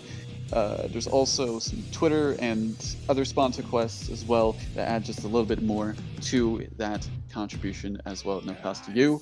There's also direct contributions, greatly appreciated. And also the Maturino Marketplace with works from our good friends over at Kite and Books.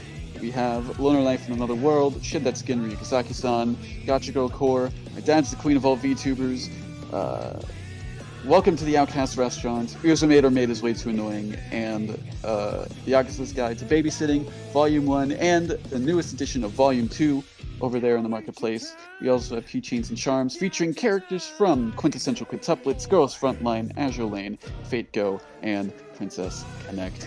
Any purchase from the marketplace will have a portion of that purchase go towards the Maturino bracket pot. I myself actually made a purchase from there just now. Bought Loner Life in Another World Volume 3. Good series. I would recommend it. So far from what I've read volumes 1 and 2, and it's pretty good. So yeah, there's all those options available to you, and all of which are greatly appreciated. Also, for next week, we cycle between PS4 and Parsec as well. So it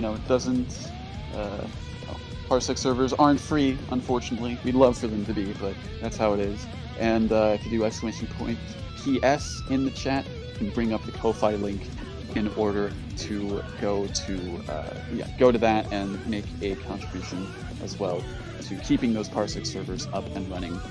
Greatly appreciate it. Any contribution you make. Paul Lay, the one who runs those servers, also greatly appreciates it as well. So yeah, that's pretty much everything, I think. And okay, Orax just actually responded saying yes, he can play. So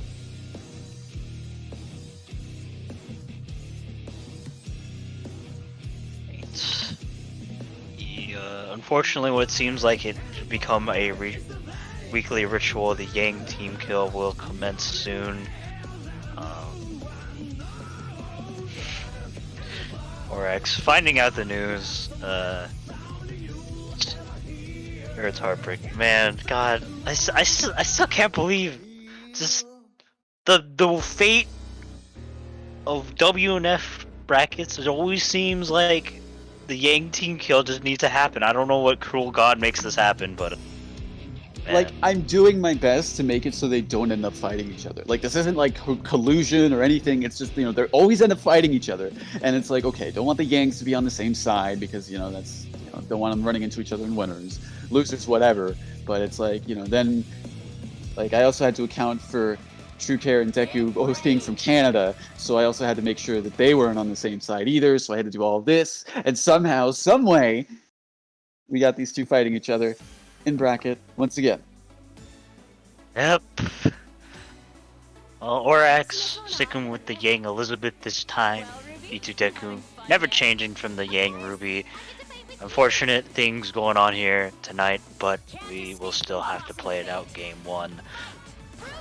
I was really expecting just 5v clash round start. Like, that's what I expect from these two anymore. That's the Yang mating call. Yep. Alright, but Orax getting a good start with this combo currently. Oh, I honestly thought that was just gonna armor right through it. But grab. Oh, yeah. Had to be aware that the lasers were still active after the throw. DP's the burst. Oh.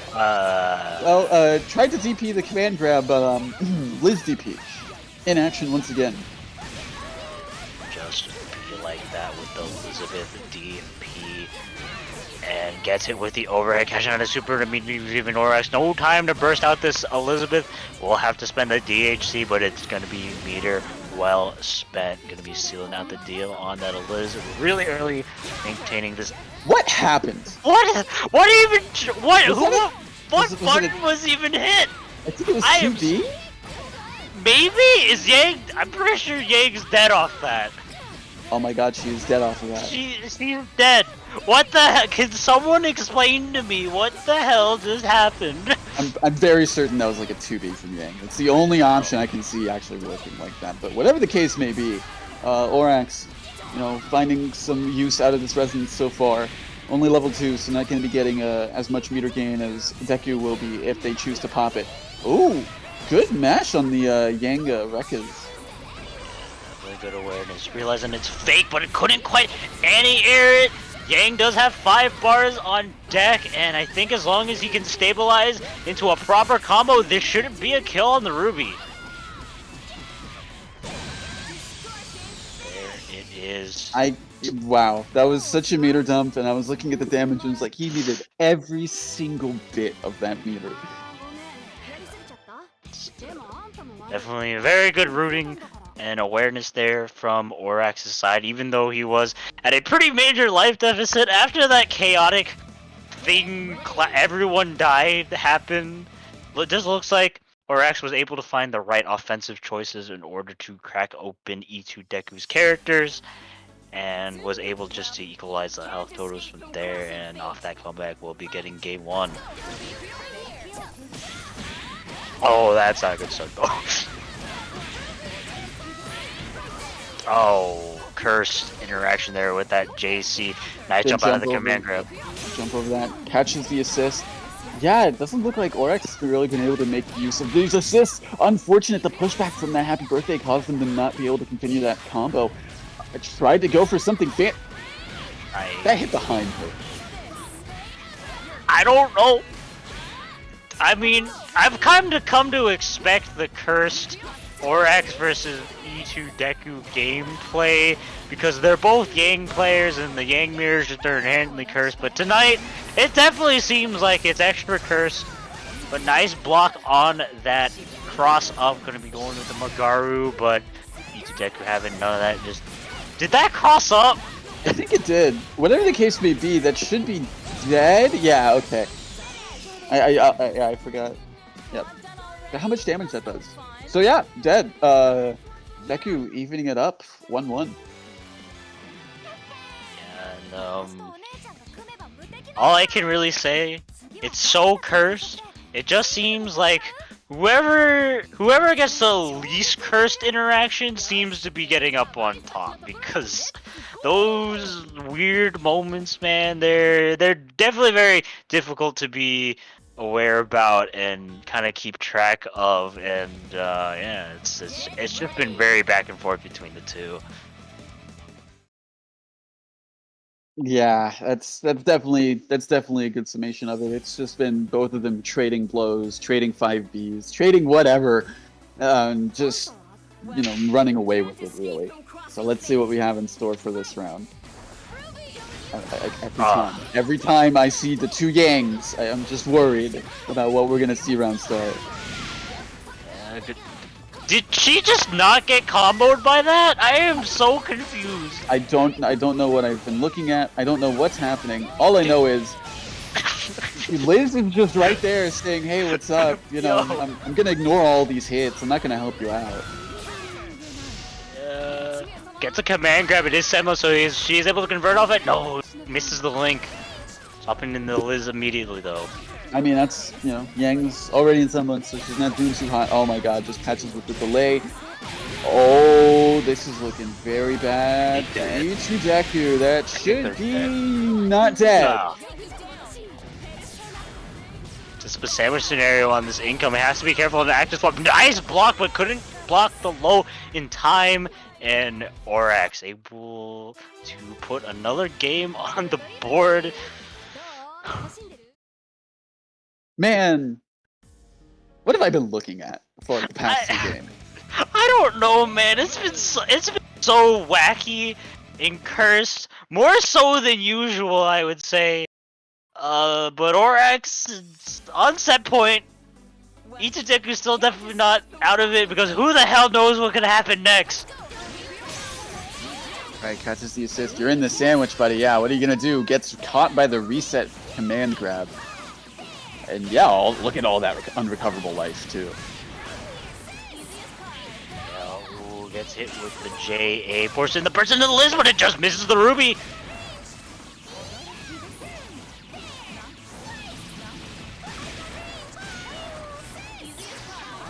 Hey, for once, Liz DP actually doing what it's supposed to. Be punishing the whiffed Ruby super off that. Didn't quite keep it all burst safe. Nice jump out of the grab, but didn't quite punish it. Once again, nice jump out of the command grab, but we still swing with that 5B.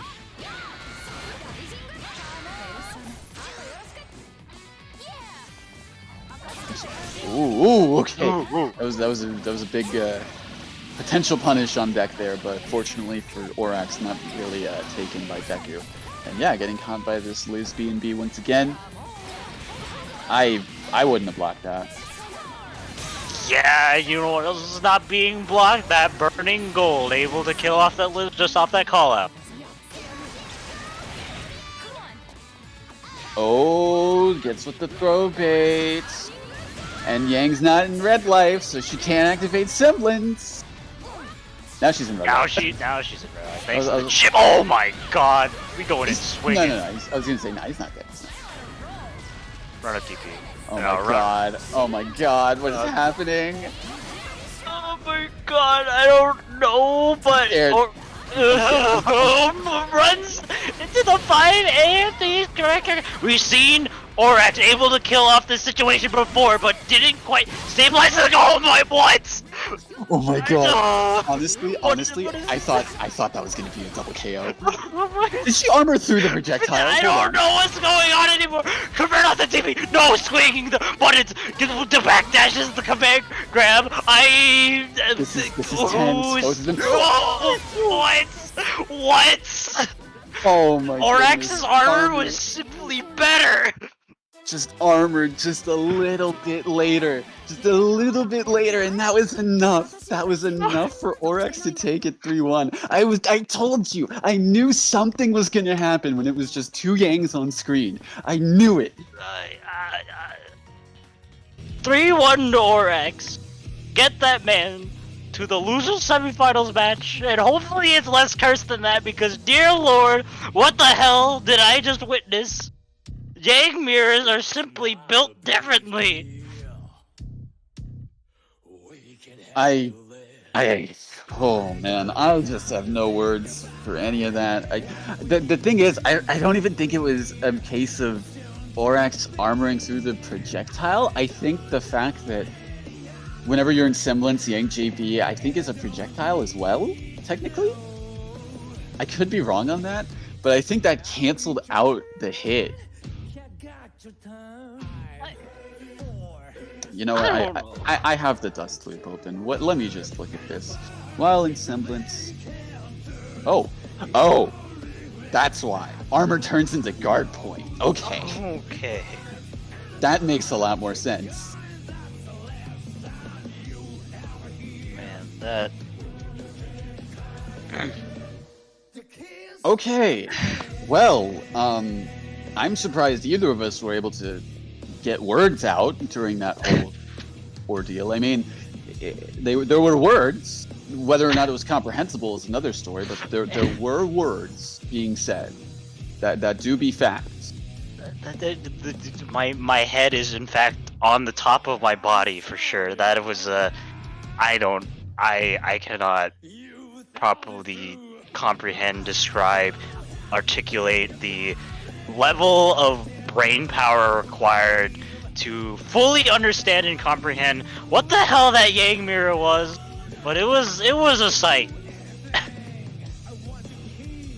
That is definitely for certain, and with that, yeah, we said Orax is moving to the loser semis, but unfortunately he does have a Strive match waiting for him, so we will have to wait on playing that match. What we do have for you is winners finals, Yo Faith Scrub versus Monkey 4012.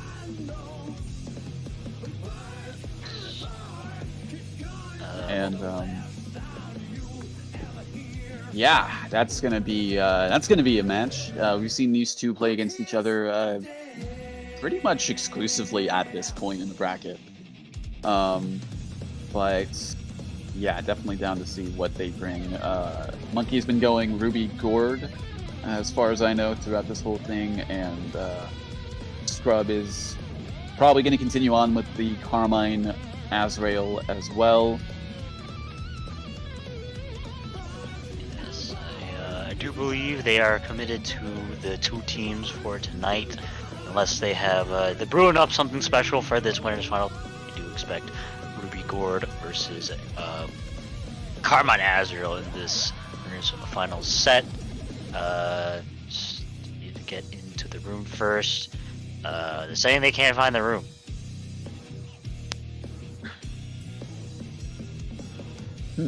Interesting. I mean, as far as I know, the room password hasn't changed. Yeah, the room definitely looking up and running right now. Oh, it's not popping up. Damn. Yeah, I was gonna say, might have to remake it then. That's giving out some PC tag energies in the chat. I see you, critical failure. Are you doubling down on my PC tag energies too? Are you causing the room to break as well?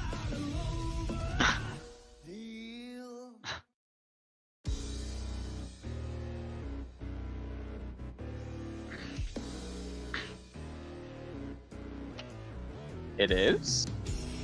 Oh no. I'm in the room.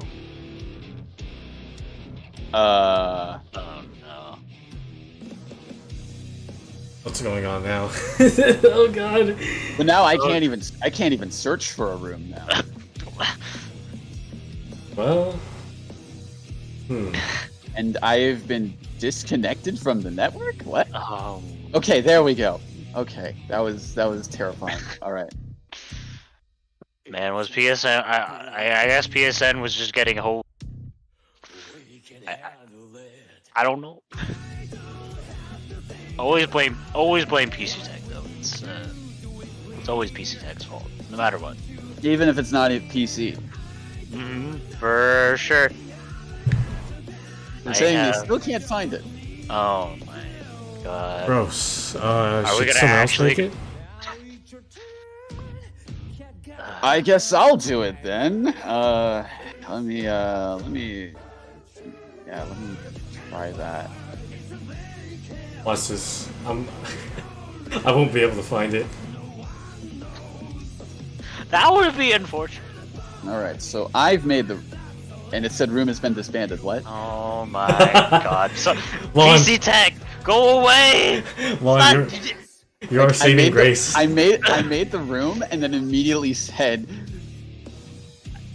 room has been disbanded. What is happening? I don't know. I have made the room though. Oh, they're in! It's the curse of PC Tag! I am the only one allowed! You are originally from PC Tag. I am the only one allowed to make the rooms. The curse of PC Tag! It doesn't afflict people that are native to PC Tag.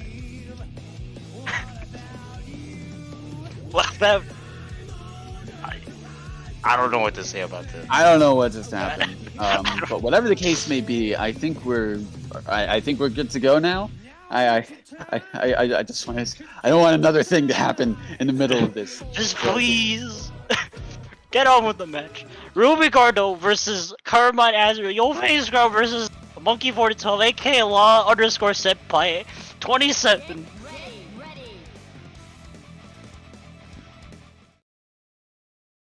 Okay, so yeah, this is. Monkey plays a lot of teams. I feel like this was a team that I've seen from him a time and a half ago. I wouldn't be surprised if he played this, quite honestly. But we've got the classic 1.0 demon team of Ruby and Gordo, and Yoface Scrub rocking the Azrael Carmine.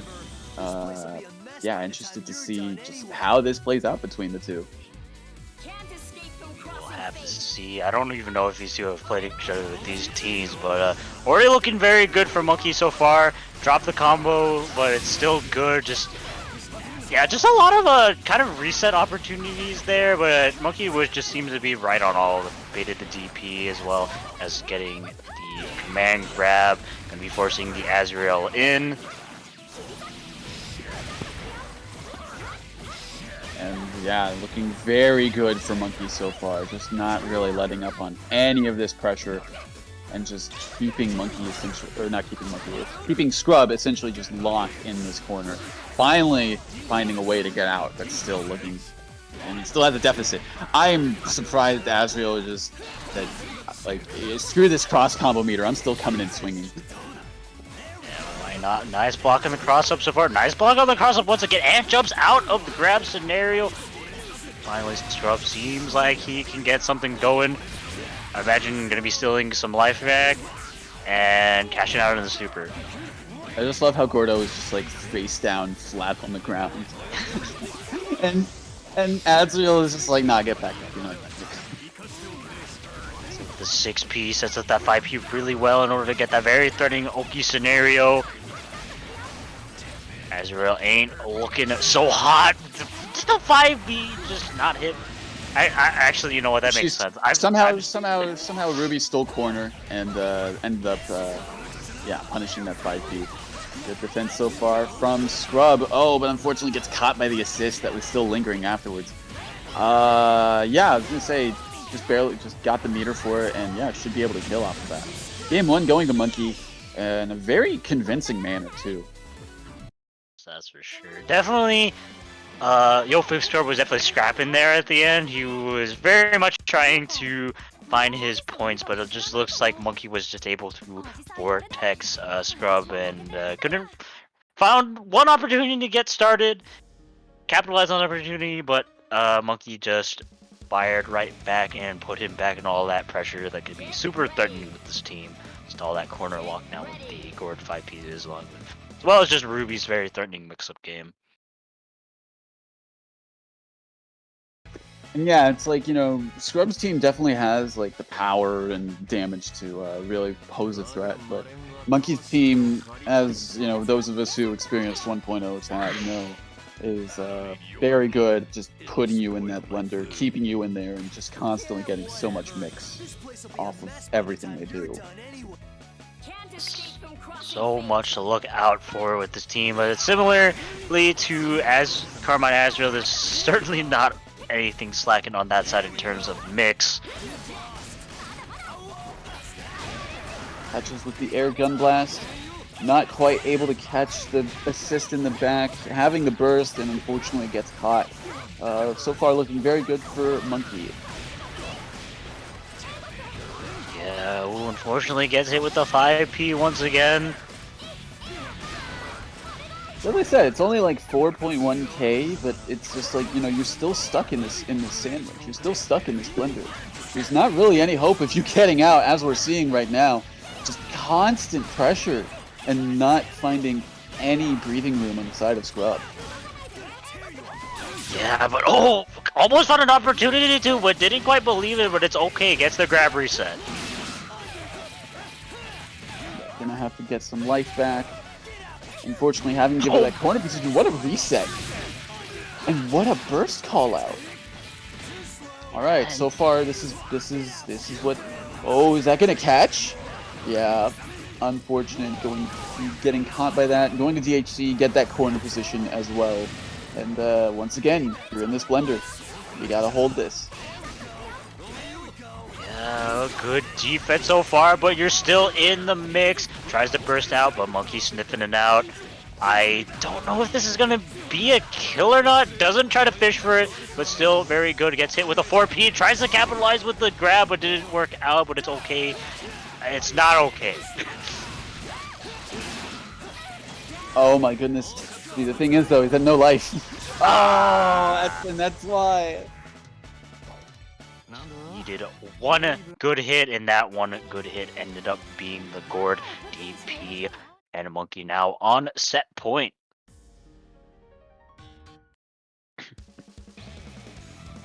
Get ready. So far, just looking very solid for Monkey. As I said before, just constantly keeping this pressure going, not really giving Scrub any sort of breathing room, and Scrub just really having to work for these hits that he's getting. Just Monkey's offense is just so well structured that even if Scrub can find a .2 push block out, he's just ready for whatever Scrub has coming next. Just whether or not he's instant air dashing back in to keep up the pressure, or just setting up the lockdown with the 236B. Just seems like he can't, or Scrub can't really find anything.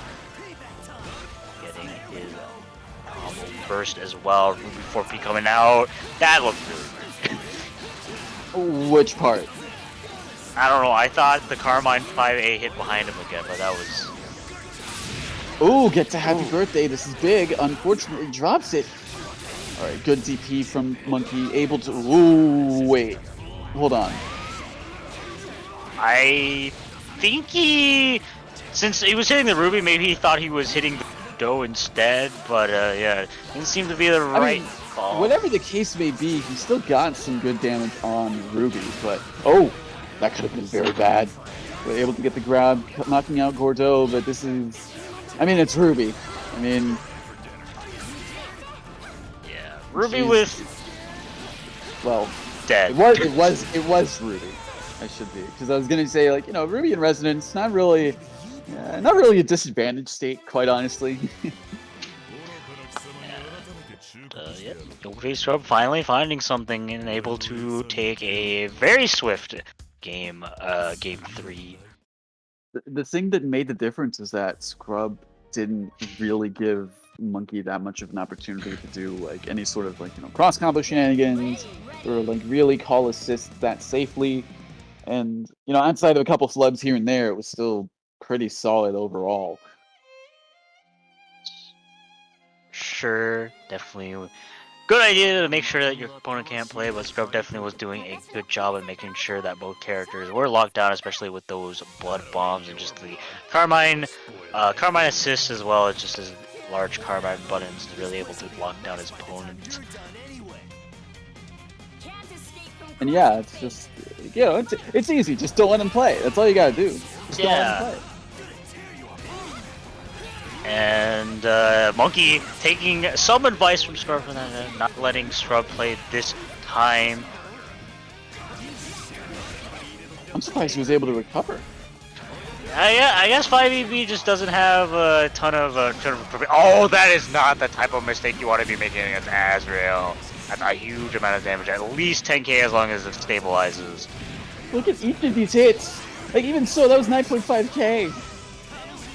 Yeah, this sandwich scenario, nice block so far. Couldn't quite block the overhead, but Monkey not finished plate. That was supposed to EX Pinwheel, right? Like, the previous time I was like, okay, well, it was probably 5 seed. No, I was definitely from that distance, EX Pinwheel.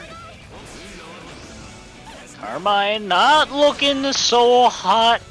Probably wants to find an opportunity to get into this Azrael. Yeah, I was gonna say, yeah, you might want to be careful. Oh. It's not a dead Gordeau, but that's still a happy birthday. Oh, see, that's an instance where we see the difference between 1.0 and where we're at now with BBTAG. Because before, that EX Scythe would have hit from behind. Oh, baits the DP with the Resonance Call. I don't want to say he's going to be killing the Azrael. He is an 18k. He's 18k, yeah, I was going to say. He's 18k. If it was a 16k. If it was a 16k character, oh. Hard point.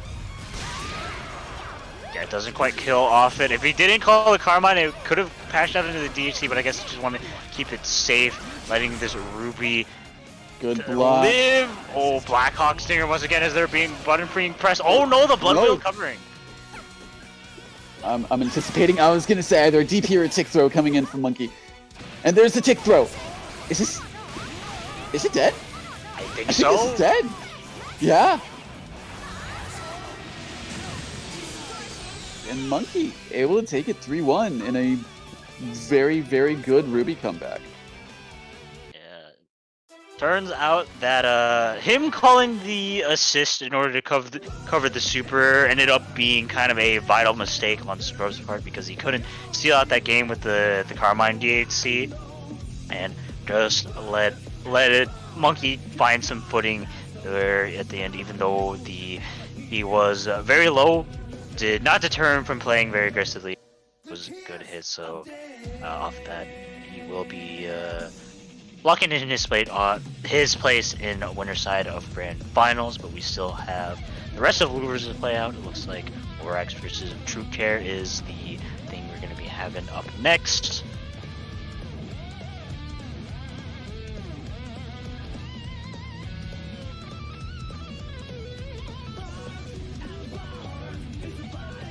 Still no response from Orax regarding his match.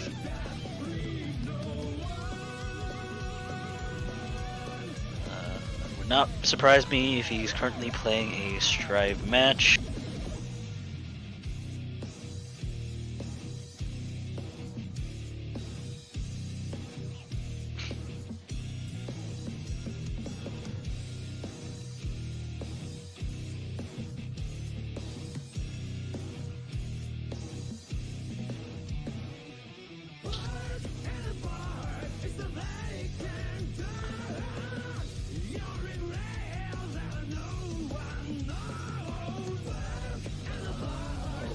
Judging by the silence, I feel him being in the Strive match is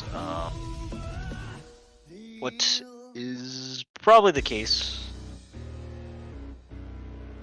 Yeah, I'd say that's the case. No response from Orax yet. So yeah, gonna have to wait just a little bit longer.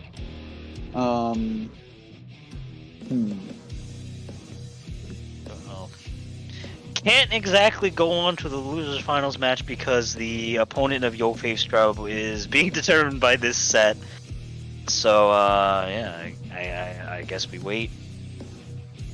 I guess we have to. Yeah, that's gonna be the case.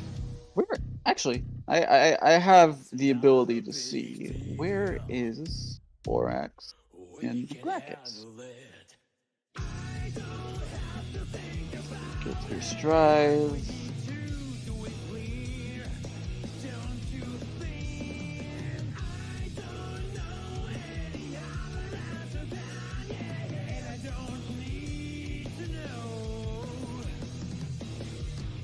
Now it's your turn. You got your time. For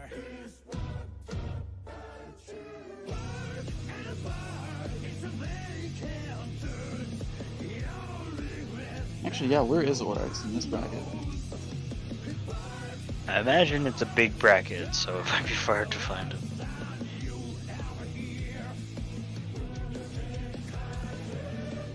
the kiss of death.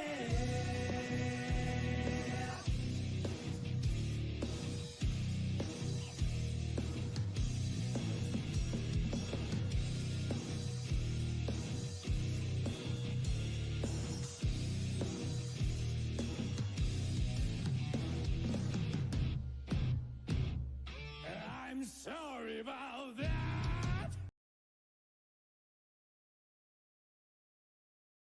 Can you feel the night?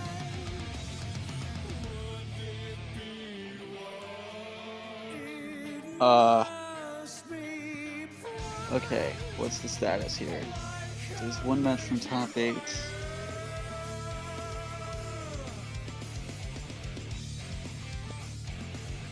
That is, When the sky cries, leave me brill. well, The flowers and trees smile with me. The time that passes, tell me many loving things, but I can't Well, this is unfortunate.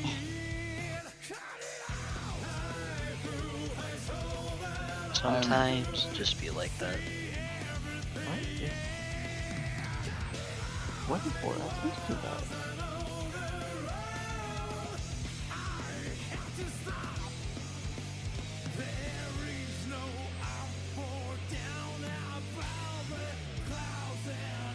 can't breathe.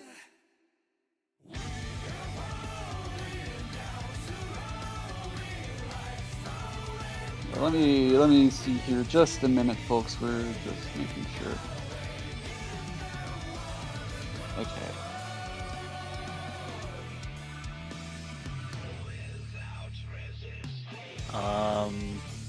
Oh, I see him. He's in loser quarterfinals. Yeah. Oh wow, yeah, he is one match away from top 8. Doing good. Okay. Okay, so he says he can play his match. Afterwards, he will have to play his top 8 qualifier after. So.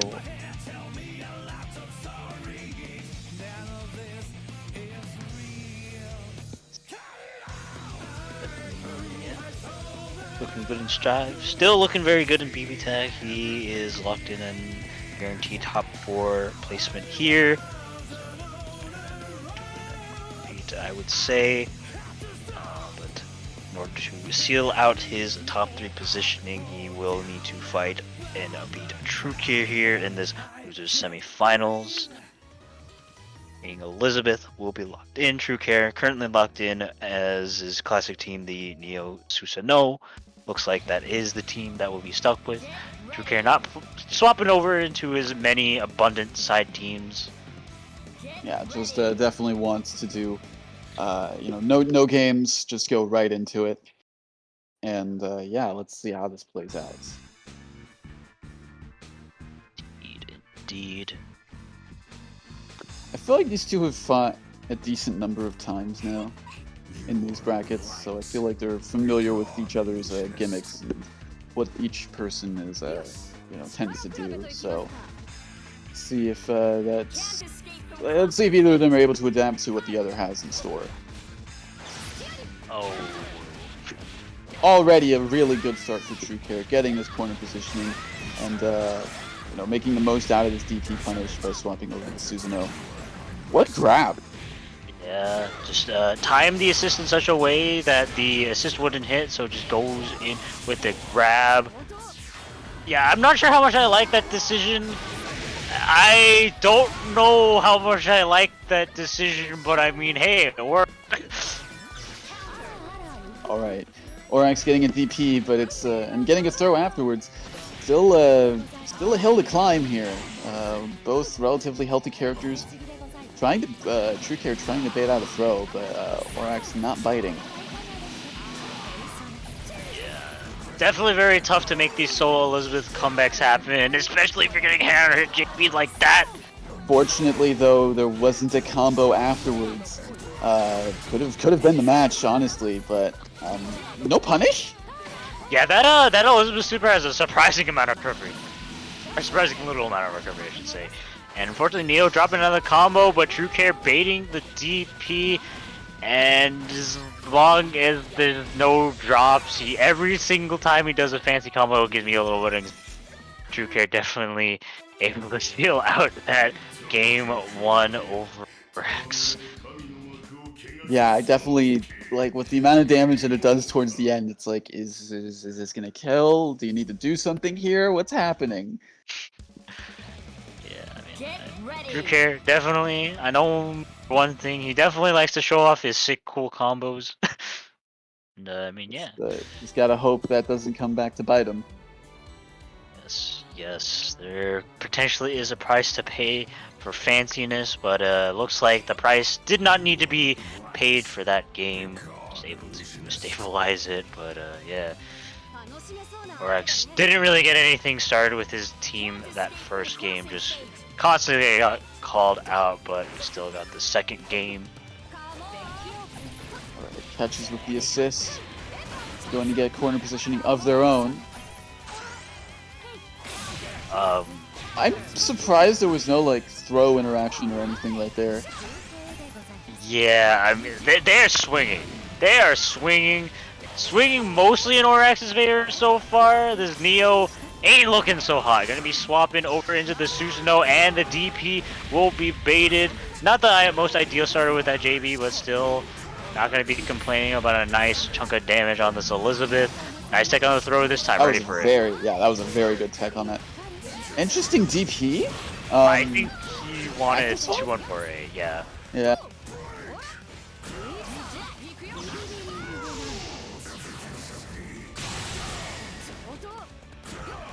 Good catch with that super as well.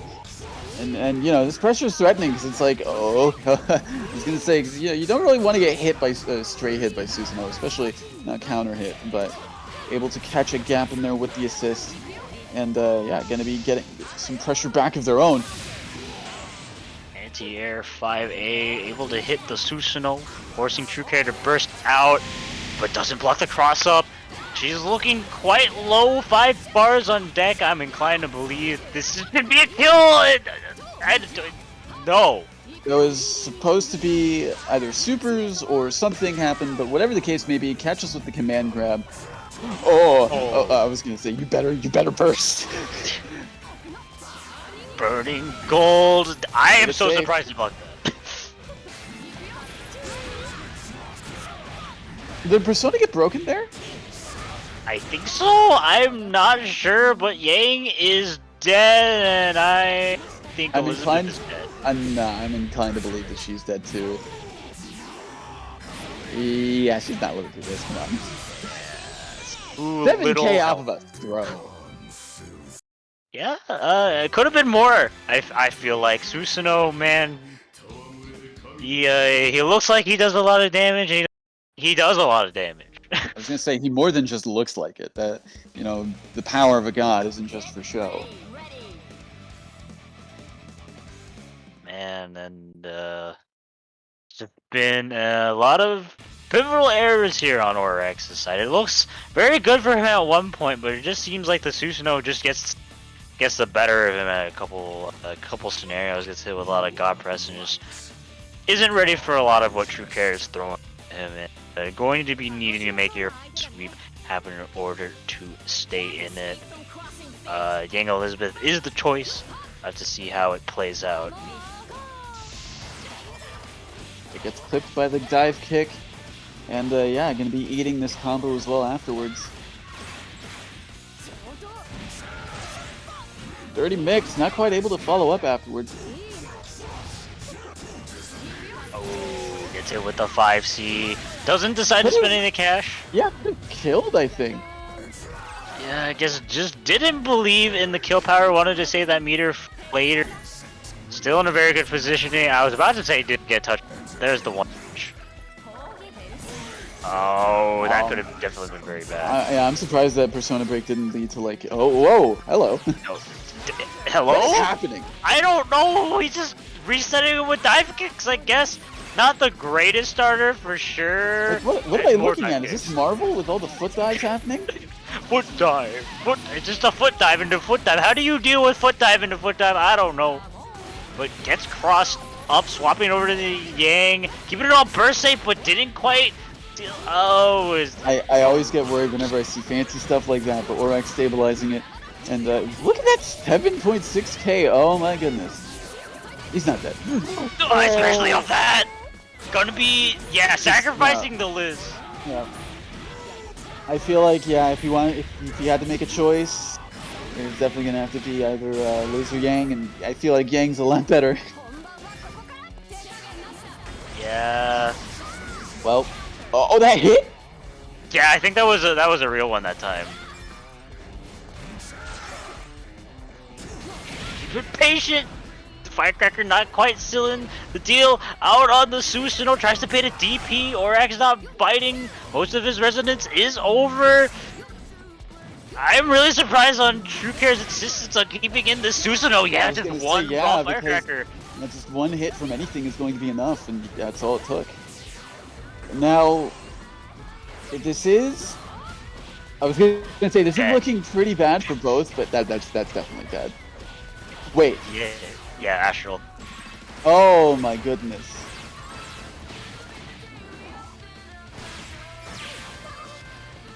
Yeah, I love this Astral. It's so sick.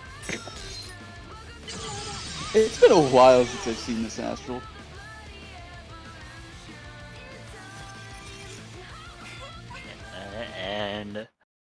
And TrueCare able to take a very, very dominant set. 4x 3-0, ending it off with the Astral will guarantee his spot in losers finals. Third place positioning. Has to beat Yofave Scrub up next. See how he fares against Yofave Scrub, who has been locking in that Carmine Azrael. And actually, this is actually a run back from winners quarterfinal. Yofave Scrub was able to take it 3-1 over TrueCare that time, but TrueCare has definitely been ringed through the gauntlet ever since. He's been on this loser side doing pretty well, so he's definitely warmed up and ready. Let's see if he can make some adaptations against Scrub here in this pivotal losers finals.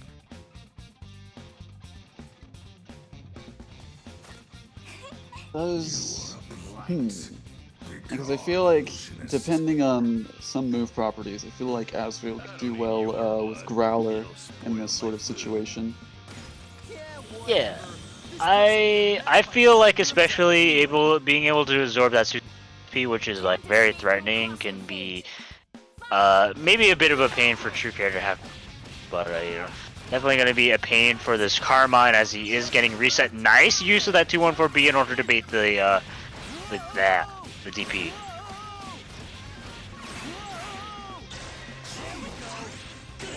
Looking very good for TrueCare currently. Yeah, it's baiting out that burst.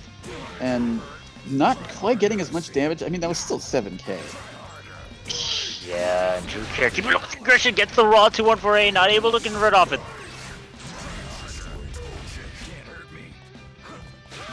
Good jump over the grab. Not quite able to get anything afterwards. I'm seeing 4 meter here. Yeah. Unfortunately, that route is not burst safe, so just a good place to burst out in general. Both the Yofave Scrub characters have to be really careful. This is terrifying. Blocked the first cross up, but didn't block the same side mix. good place to burst out there at the end of that auto combo, but Scrub waking up with the instant JA, gets with the grab, and you know what? That Neo's dead. Just like Absolutely. that. Oh, Speed's cross raid, going to be able to kill her off. All up to solo Susan. I mean, it's really like 2 hits, not even a combo, just like 2 hits, and each character's dead on Scrub's side. So, oh, but that's big damage. I didn't want to call it. That could have been kill if he could stabilize into a combo. I'm not sure, but wakes up with the Blackhawk Snare. Able to catch. That was a counter hit too. That could be a kill though. Barely living, but unfortunately catches with the DP. Game 1 going to Yofave Scrub. I'm really surprised the Blackhawk Stinger hit. I'm wondering what exactly True Care was pressing in that situation. Yeah, I would imagine probably the Susan JB was being pressed there in that situation. It can be, I mean, that button is very huge, so it's not too uncommon to see him kind of just rise with it. So yeah, I think just was a good call out after that Resonance or I can't exactly remember, but it's still a good call out from Scrub's side. We'll be sealing off game 1. Absolutely. And yeah, it was looking rough in the beginning, but able to, yeah, as you said, able to stabilize it and get things going in his favor.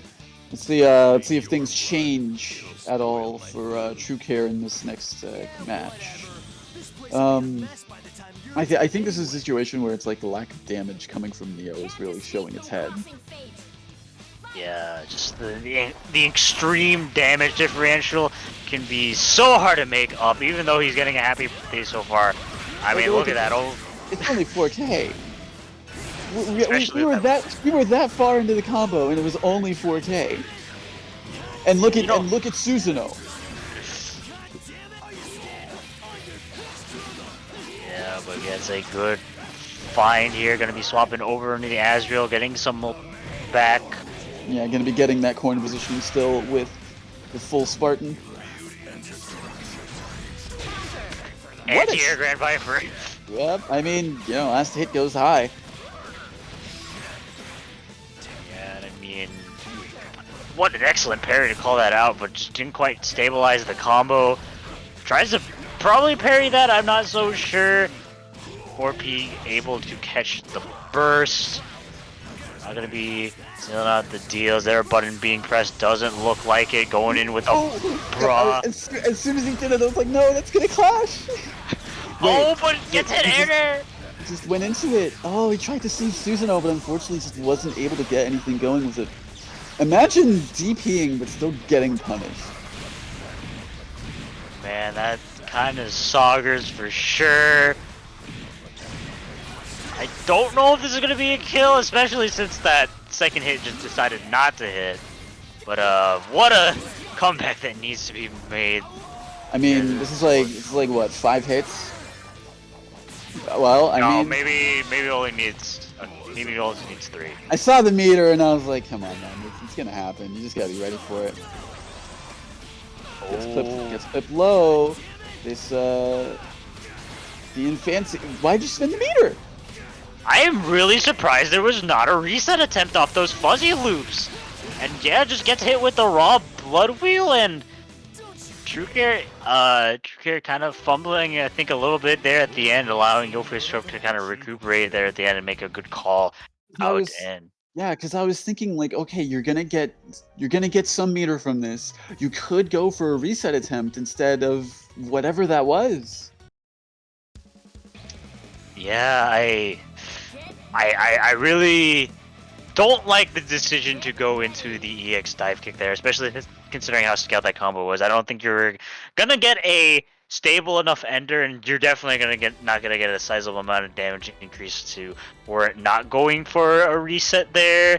So yeah, my only justification I think for that is maybe he thought the combo would end and he would go for the EX dive kick in order to kind of reset off that, but a little bit too risky, I feel like, and maybe a little bit of an risk. Whatever the case may be, yeah, Scrub going up 2-0 and potential set points here. Ooh, what a trade. Ooh, good DP.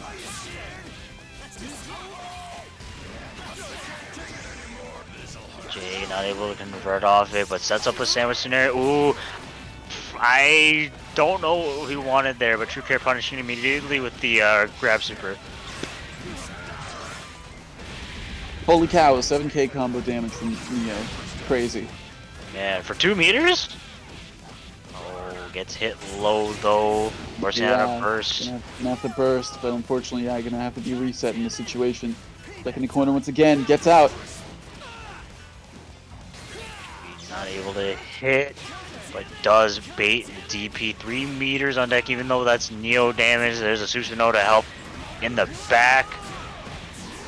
I was really worried about the stabilization of the combo, but it looks like True Care knows more than me, just able to kill off that Carmine. What just happened? I am not entirely sure, but whatever the case may be, well, I was gonna say this is a rough situation for Scrub because of the potential mix he has to hold, but somehow True Care dropping that combo, it's scary. This is actually very terrifying. I am always terrified when I see Astrid on screen. Because oh, I'm surprised. Whoa. Oh, She's dead. yeah, she's very dead. She's actually very dead. So see, this is a situation where both of these guys hit. They hit hard. So really, this is a true touch game for Scrub. Yeah, but it only is gonna require like the ever lightest touch for True Care, but gets his God Press baited and whiffed. Now see, again, I'm looking at the health, and now, well, I was gonna say it's definitely one touch, but couldn't even finish that. Just chooses to just gut punch him while he's in the air, and True Care taking a game.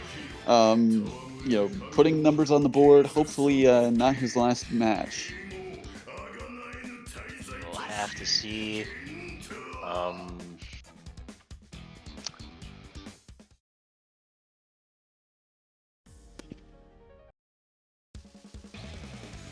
Yeah, it's just as I said, it's just like a lot of these situations are coming about because of the lack of damage from Neo that we're seeing. Like outside, of course, like that's 7k combo, but I had to spend meter for that. I have to spend resources. It's just like a lot of these characters, like everyone else, is just big damage for nothing. Yeah, Neo definitely has to work for the damage. Her mix can be very spooky, but it's gonna be difficult to try to keep up all that momentum and try to stabilize the health total to the point where getting hit by Carmine Azrael is gonna be less significant. But we'll have to see the adaptation True Care makes. I can't believe that Growler hit. I can believe it. Playing a beta burst, good. Oh, calls out. I think that was supposed to be a parry. Yeah. What a DP! Look at Neo already. Yeah, I don't know what the hell happened to her, but Oh, so good. Blackstar Stinger able to catch. Pinwheel coming in clutch and just grabs the 5C. This is not looking good for True Care at all. I don't know, man. Is this gonna kill? Okay. No, but that cross-up's gonna kill. All up to solo Neo. Res level 1. Oh no. Res level 1 against 2 monstrous people right in front of her. If True Care can make this combat happen, it'll be one of his best. But That could have been dead. Just from that low, that could have been dead. This is so many hits required from True Care to even come close to actually killing off the character. Alright, well. Oh man. Like even though Carmine's in the red, it's just like it's all recoverable. It just has to hang back. Yep. And I think that's it. Yep. Didn't even need the DHC, just already 7.6k. Oh man. little, very rough for the ice cream girl to have to deal with, and yeah, just couldn't make it happen. True Care will be taking a graceful 3rd place loss. Still very, very solid showing him for him tonight as he's but you'll rub. will be getting his run back against Monkey here in this grand final. Yeah, dude, it was. Whenever it was just solo Neo left, I was like, this is not great. This is. I'm not gonna say it's not doable, but the chances were incredibly slim of her being able to pull that off. Yeah, that was that would have been crazy if we got to see it happen. But unfortunately, for True Care, he did not live in that reality.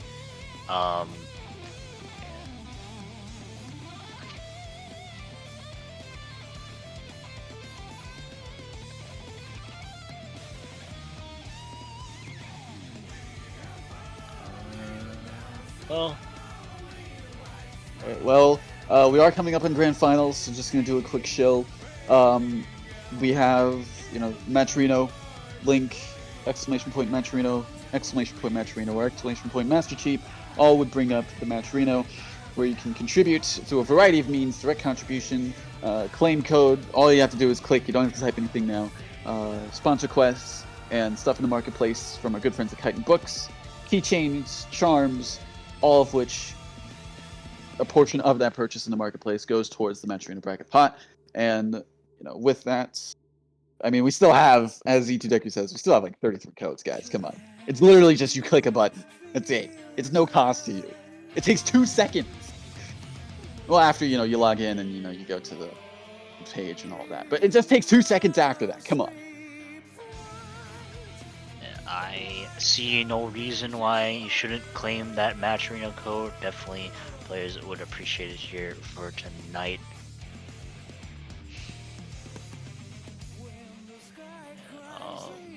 Both players are in the room.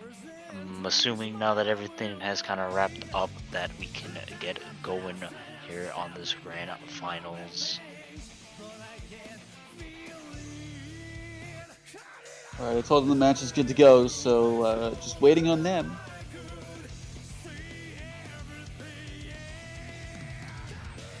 Yes? No? Maybe so?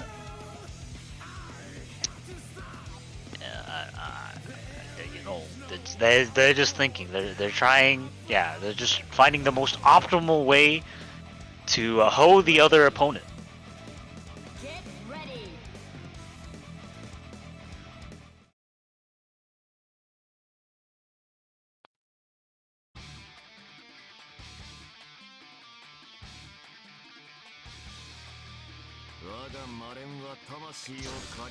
Grand finals, Monkey on the winner's side, Yo Face Scrub on the loser's side. Definitely last time we saw them fight, very dominant set for Monkey, but Yo Face Scrub still definitely in it, still warmed up from the last match. We'll see how it plays out. First game, let's go. Even though it's, I mean, yeah, I was gonna say that burst is questionable, but even though it's just kind of like, it looked dominant for Monkey, it's still just like, you screw up once, you're eating a lot of damage from this team. Yeah, one screw up there, but another screw up from Scrub. Not able to capitalize on that combo. I guess he just didn't believe in it? I don't know, but whatever the case may be, bursting out of whatever situation that was, catches the DP with the EX pinwheel, and I mean, look at this, man, 7k. And some life back, gets hit with the empty jump blow. Burst is baited. That's disgusting amount of damage. Especially with the Azrael behind it, able to stabilize some of that combo, and just off that 9.2k. Could have been more if he could cash out on the cross trade too. Probably didn't want to spend the resources for that, but whatever the case may be, unfortunate aerial from Gordeau, and yeah, gonna be killing him off with that auto combo. Oh, I'm surprised it wasn't a pinwheel or something. Yeah, or a Bloodhouse, but probably gonna be still at the deal. I am so surprised that Scrub just doesn't decide to do Bloodhouse. Whatever the case may be, pinwheel's still active, even when Monkey tried to initiate any sort of what in the world is this? Don't know, but the Ruby able to punish accordingly. And man, all those just opportunities to kill Ruby really seems like they're coming bite to back. Scrub so far left in this 1v1 situation definitely has a lot of health to regain back, especially with Carmine is going to be very useful. All that chip is going to be building up, but Monkey just running in with this Ruby. Wants to find a hit. So much chip damage. Just where did her health go? Oh yeah, tried to call out the push block with the throw, but unfortunately got thrown himself, and this is looking rough. Yeah. Oh, Ops to go for a reset. Monkey really believing that would ready with the punish, with the push block, and man, able to take game 1, but Monkey still was scrapping in it despite the huge life deficit.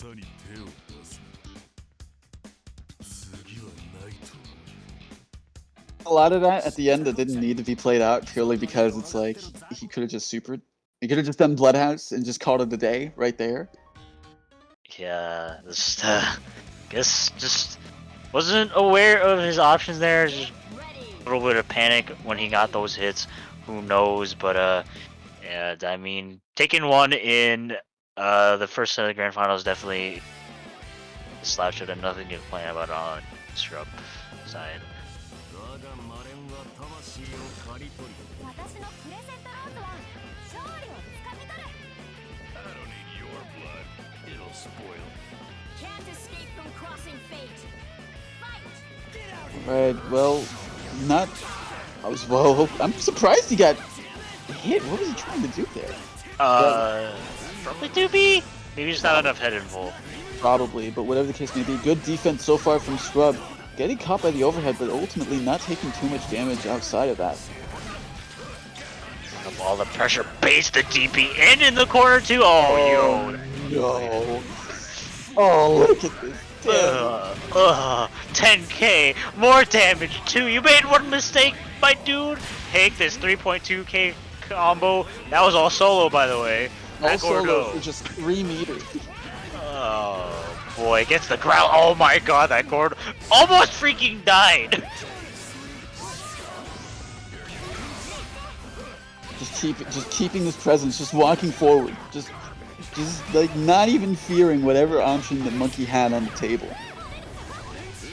Has to be really careful with that Gordo. One bad call could spell doom. Doesn't look like there was any bad calls though. They were able to well with the Ruby Monkey able to get some damage, alright, able to catch, but unfortunately not able to burst. Unfortunate. Okay, yeah, catches with the Gordo. Finally finding some stable ground. Unfortunately, okay, I thought both of them got hit by that EX spin wheel, I'm not gonna lie. But yeah, having to hold this pressure. What? What? Not sure what happened. I don't know. I don't think Monkey knew what happened with that cross up. Doesn't quite stabilize into anything, but hit the grab. He just got hit by Raw Gustav. And yeah, gonna be losing off of that grab, and Scrub taking game 2. I'm surprised by what's catching Monkey so far. I mean, granted, that situation with Gordo in the corner, I don't even know what happened there. I think it was like he stole the corner and in such a way that it just went, teleports behind you, nothing personnel kid to his DP, I guess. That's the only explanation I can think of. Yeah, I think what happened is corner stole with the 6-6. Monkey tried to DP out, but I was able to block in time and punish accordingly. I don't know, but as he goes on screen, man, and he's trying to mix it up, it's really hard to tell what's happening because he's just moving. Alright, well, Scrub on this reset point currently. The X pinwheel clashing with the assist, and unfortunately, what a reset, I guess. It was simply a reset. Gets a cross up once again. That Ruby already bleeding a lot. Able to swap into the Gordo though. Unfortunately, doesn't stabilize the combo. We're not doing combos here. We're doing bombos. Yeah, gets the more bombo. Who cares about combos? Combos are kind of cringe. There is no meter on Monkey's side. Gonna be having to hit the quarter mix. Gets hit with a low.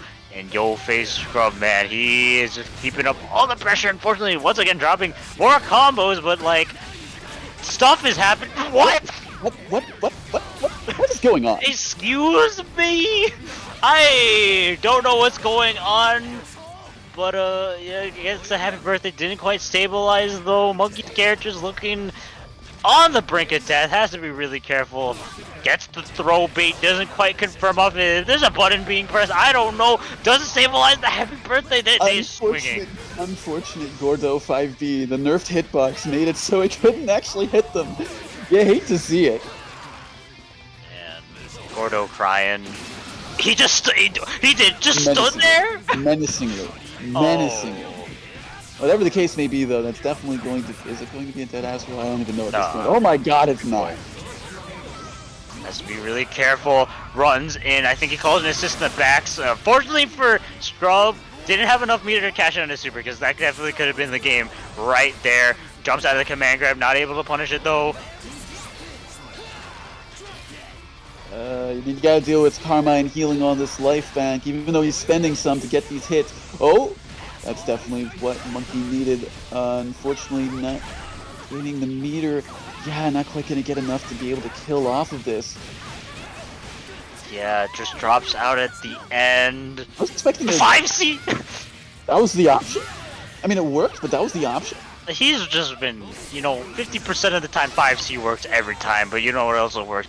Run up air unblockable DP, and man, yeah, that game was looking incredibly good for Scrub, but just unfortunately couldn't find a way to seal the deal on Monkey, even though the life deficit was a huge, and just able to let Monkey get his game plan going, and Monkey's still in it on his winner's side of Grand Finals. Just needs 2 more in order to seal out the entire tournament, but Scrub 1 more away from making a tournament reset happen.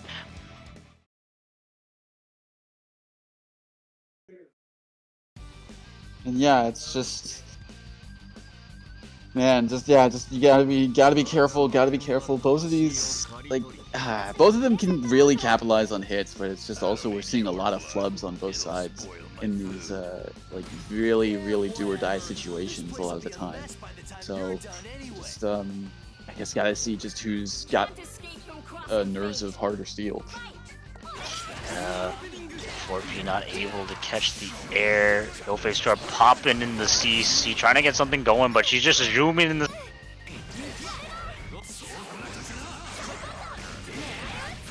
Oh yes, the anti-air low. Gotta love it. The original anti-air. I feel like it was supposed to be a Grim Reaper there. Probably. The raw Exosoft definitely was weird, but really good use of that buzzsaw in order to avoid the anti-air, but unfortunately couldn't quite stabilize the combo. Both of them shimmying. I see they've both been playing some Street Fighter, but whatever the case may be, Scrub getting some damage, also going to be getting some life back as well. Yeah. Oh, happy birthday! No. Oh no, that's gonna hurt. They're bleeding, but Scrub doesn't believe in the DHC. I was gonna say I'm surprised it wasn't DHC because I feel like that could have killed. At the very least, I feel like it could have killed Ruby. But yeah, gonna be losing Asriel for this. Don't know what the call was, but it was a very excellent block. Oh, just a little bit too plus. Able to hit a happy birthday. Yeah, not gonna be able to stabilize the. It's still very good in order to make this a 1v1. Definitely a 1v1 in Scrub's favor so far. But has to be careful of an Astral. Bloodhouse, or just do a super, please? Okay. Well, that is going to be a reset on the bracket, going to Yofave Scrub, taking that set 3-1.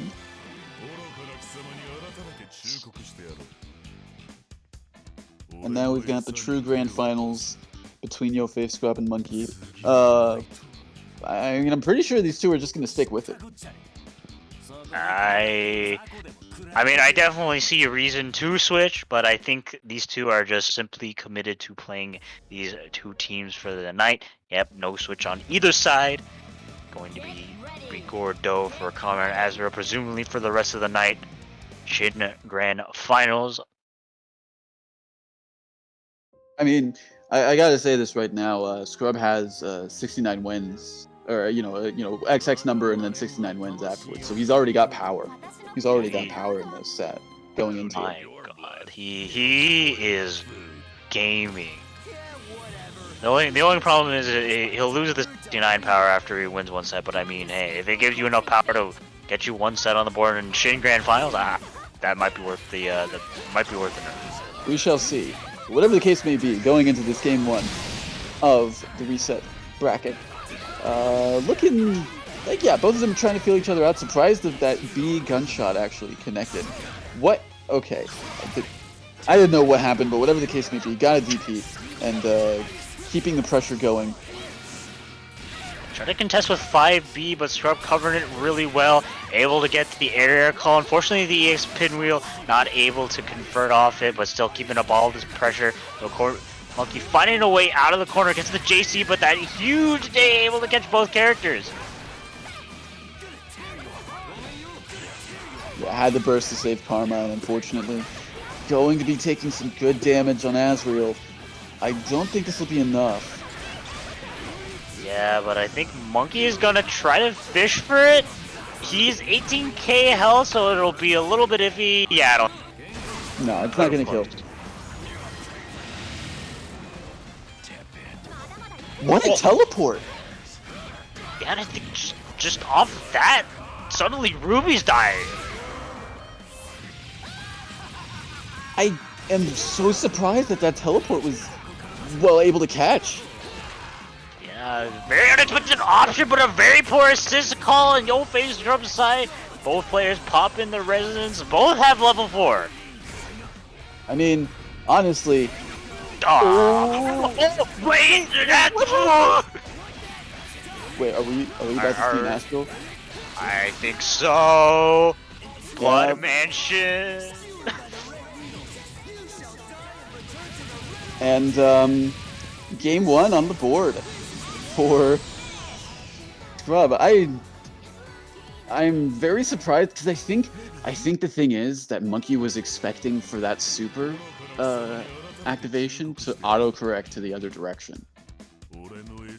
Yeah, that's definitely I think Yeah, because I feel like he activated that because like he saw Scrub going for something, but unfortunately Gordo just decided not to face that direction, and then just got him. Man, what an unfortunate game 1 in the Shin Grand Finals for one game. Hey, you know, that 69 power up definitely came in handy. We've seen a lot of Astrals tonight. Yeah, I think what is it? 1, 2, 3? at least 3. There was one on me, there was True Cares, and then there was that.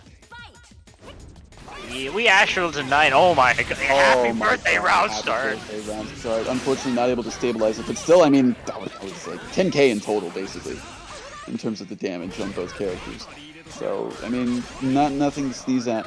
Unfortunately, mistimed the throw. No conversion. I guess not. Just maybe showing a little bit of Azrael unfamiliarity. Keep it up all the. Oh, gets crossed up as well. That's 5 bars on deck. That could be a kill. Resonance version 2? It is Resonance version, yeah. I think that might... Oh, that's definitely enough. It's going to be 3k.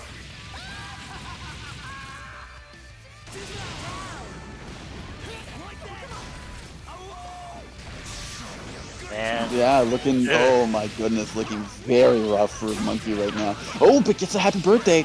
All right. Oh, drops it. Oh, man. Any damage is definitely going to be a good amount of damage from. Never going to complain about that, but gets hit with a counter hit. Blackhawk Stinger, I don't know why he's on that. Sure, Whatever the case may be, yeah, just going to go full Spartan. And, yeah, that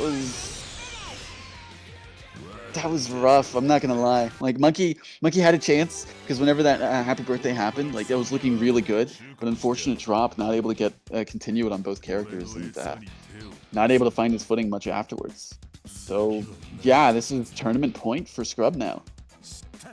It's definitely firing back from compared to his winners finals performance, putting a Monkey on the back foot for sure, but still sticking with the Ruby Gord. No swaps here, but needs a reverse sweep in order to have that spot in first place.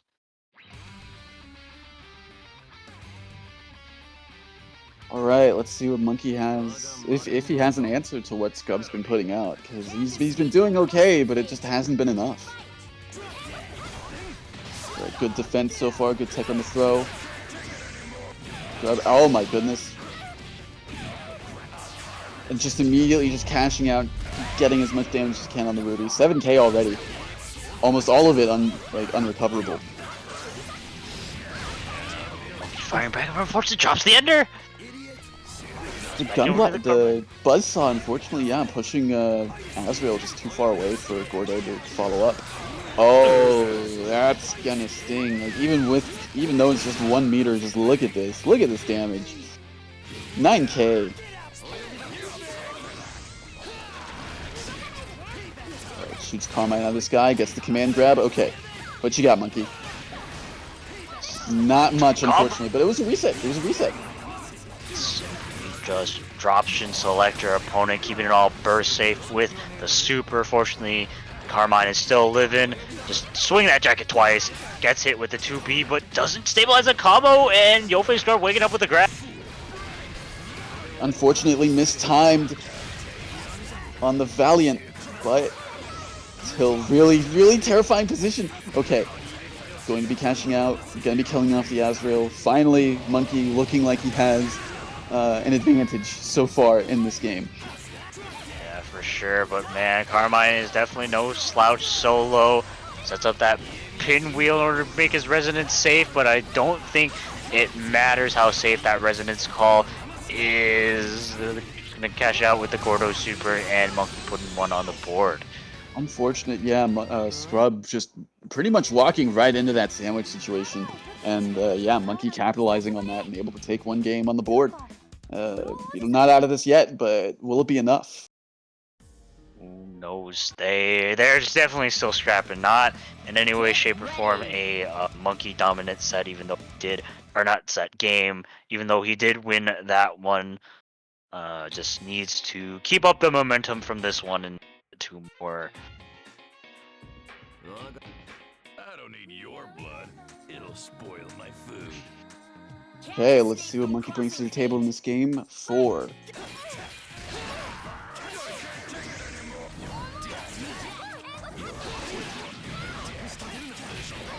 Good, tries to bait the burst, but baits the throw, forcing a burst out from Monkey. Oh, that's a big punish right there. It's the DP in front of him, but no follow-ups? I don't know, but just a lot of drops going on so far, but nice block on the cross-up and a good burst out as well.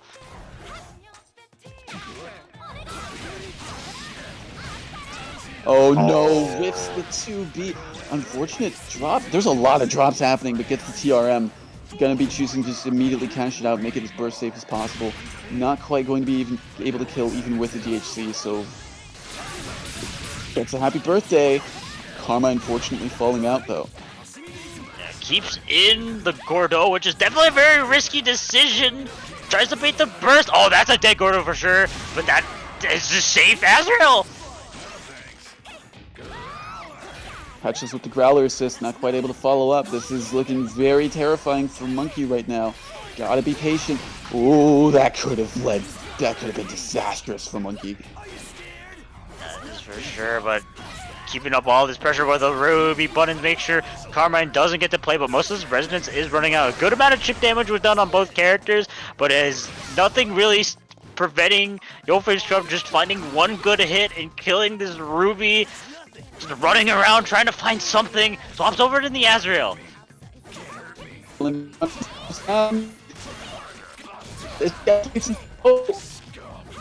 no! It's the cross. So tense. Okay, catches the Azrael, didn't quite get anything. Gets the overhead. Oh, is that gonna be enough? No. Doesn't Okay. finish the food. And Monkey's beating the DP. what's up, DP? This is big. This is big. Oh! Oh! Oh my god, Monkey, stop giving me a heart attack! How many Ruby comebacks do you make against Azrael, Carmine, before you start to break? I don't know, but either way, all that set is tied up 2-2. I'm not sure how Carmine's DP just didn't hit behind him like that when it's normally supposed to, but like, Jesus Christ, what is going on? I don't know, but like, game 5 situation here. Last game of the night. I'm just so surprised that the Carmine DP whiffed right there, because it looked like it should have hit the Ruby. Yeah, I'll chalk that up just to the Wooby Woes, protagonist privilege, but like, my god, just a very pivotal drop there at the end for Yofe Scrub, because that was definitely a dead Ruby. Oh boy, oh boy. Absolutely, and yeah, just you know, final game of the night. Let's see who's going to be able to take it home. Look out, still in the sandwich scenario. Nice block so far. Baits the throw, but doesn't punish it. I'm surprised Gordo won that exchange. Same. Tries to bait the What a clash. clash. Gets the cross up. Gets another cross up though.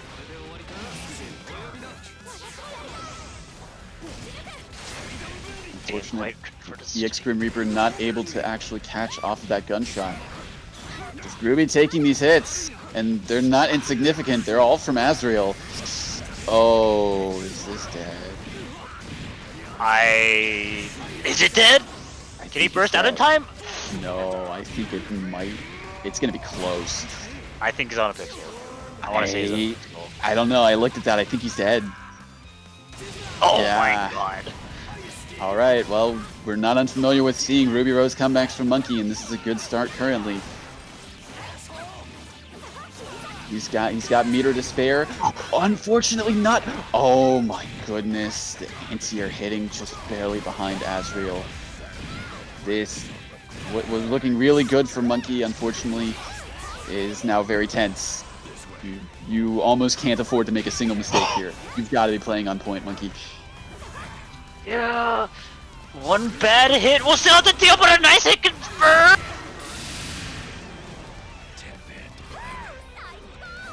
Oh, delays his aerial approach. There's no way this kills. Azrael does damage, but there's no way this kills. But this will kill. Oh. And yeah, that's going to be game 5, going to Yofe Scrub. Very, very good set. Very valiant effort by Monkey. And just unfortunate, but that's where the road ends for Monkey. Yofe Scrub will be taking it with the Carmine Azrael. Team is victorious for the night. Played it all bracket long and got him over to grand final side. Able to make a really good progress with the team. So very much stuff to Yofe Scrub, but definitely also good stuff to Monkey for really making some very impressive plays, especially with that solo Ruby man. But yeah, to kind of remind you guys of the top 3 once again, Yofe Scrub taking the trophy, first place trophy of your night, Monkey 4012 getting second place, and True Care third place. Once again, good stuff to them and good stuff to everyone who participated tonight. I gotta say, that was very exciting. Just very good set overall from both players. And, you know, throughout the entire tournament as well, from everybody. It was definitely a good showing from what we saw tonight. And I can't wait to see more coming next week as well.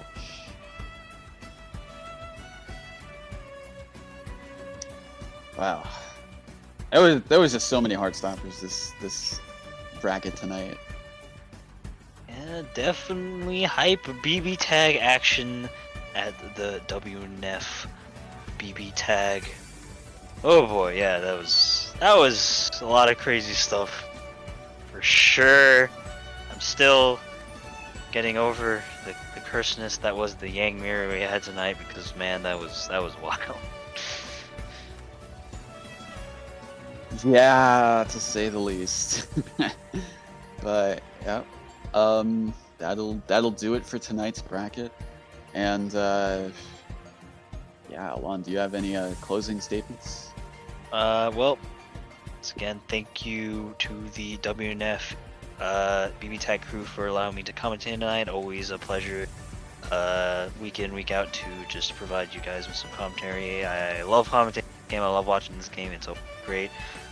Shoutouts to, of course, Master Cheap for TOing tonight's tournament, and as well as participating. You definitely showed some entertaining sets with that Mika tonight. So I hope to be able to do more than that next time.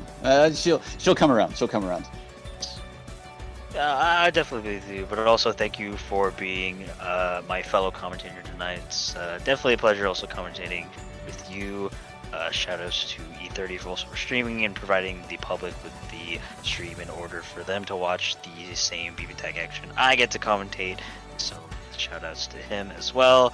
Yeah, those are my shoutouts. Also, make sure you guys donate to the Match Arena before the end of the night. Just to make sure you press that claim code button for the free 50-cent donation. I mean, we still have, what, 28 of them left? I mean, come on. It's just a click. It's just, all it is, it's just a click. Yes. Yeah. Well, of course, thank you, Lon, for being, volunteering to do commentary once again. Always a pleasure to have you on the mic here at WNF, and also thank you to E30 for stepping in to commentate whenever I was in my matches as well. Shoutouts. Also, of course, big thank you to you for streaming as well, for providing this for everybody to watch and join us on this Wednesday evening / Thursday morning, depending on your time zone. Of course, thank you to the players for coming out and participating in the bracket tonight. Viewers as well, of course, for joining us and watching and seeing the great action these players can bring. Kite and Books as well for supporting the Matcherino through the marketplace. Like I said, they've got good stuff. I can definitely recommend, at the very least, Lone on Life in Another World. It's a good series, in my opinion, and if you're able to, please contribute, make a purchase through the marketplace, support them, and also support the players who have participated tonight as well. And of course, last but certainly not least, big thank you to Level Up Productions for having Wednesday Night Fights Online Edition be a way for us to experience locals online when in-person locals are slowly developing. We're getting around to it. Still waiting to hear it officially, but we're getting around to it. So until then, we're always happy to provide this for you for BB Tag at the very least. And looking forward to next week. Next week will be Parsec, and as I said before, Parsec servers aren't free. So if you're able to, go to the Ko-Fi link that's in the Twitch chat right now, !PS could also bring it up. And if you can, please, any contribution is greatly appreciated to us, and also to Paul Lay, who runs the servers for Wednesday Night Fight BB Tag Parsec brackets. With that, I believe that is everything I have covered. E30, I take it over to you. Alright.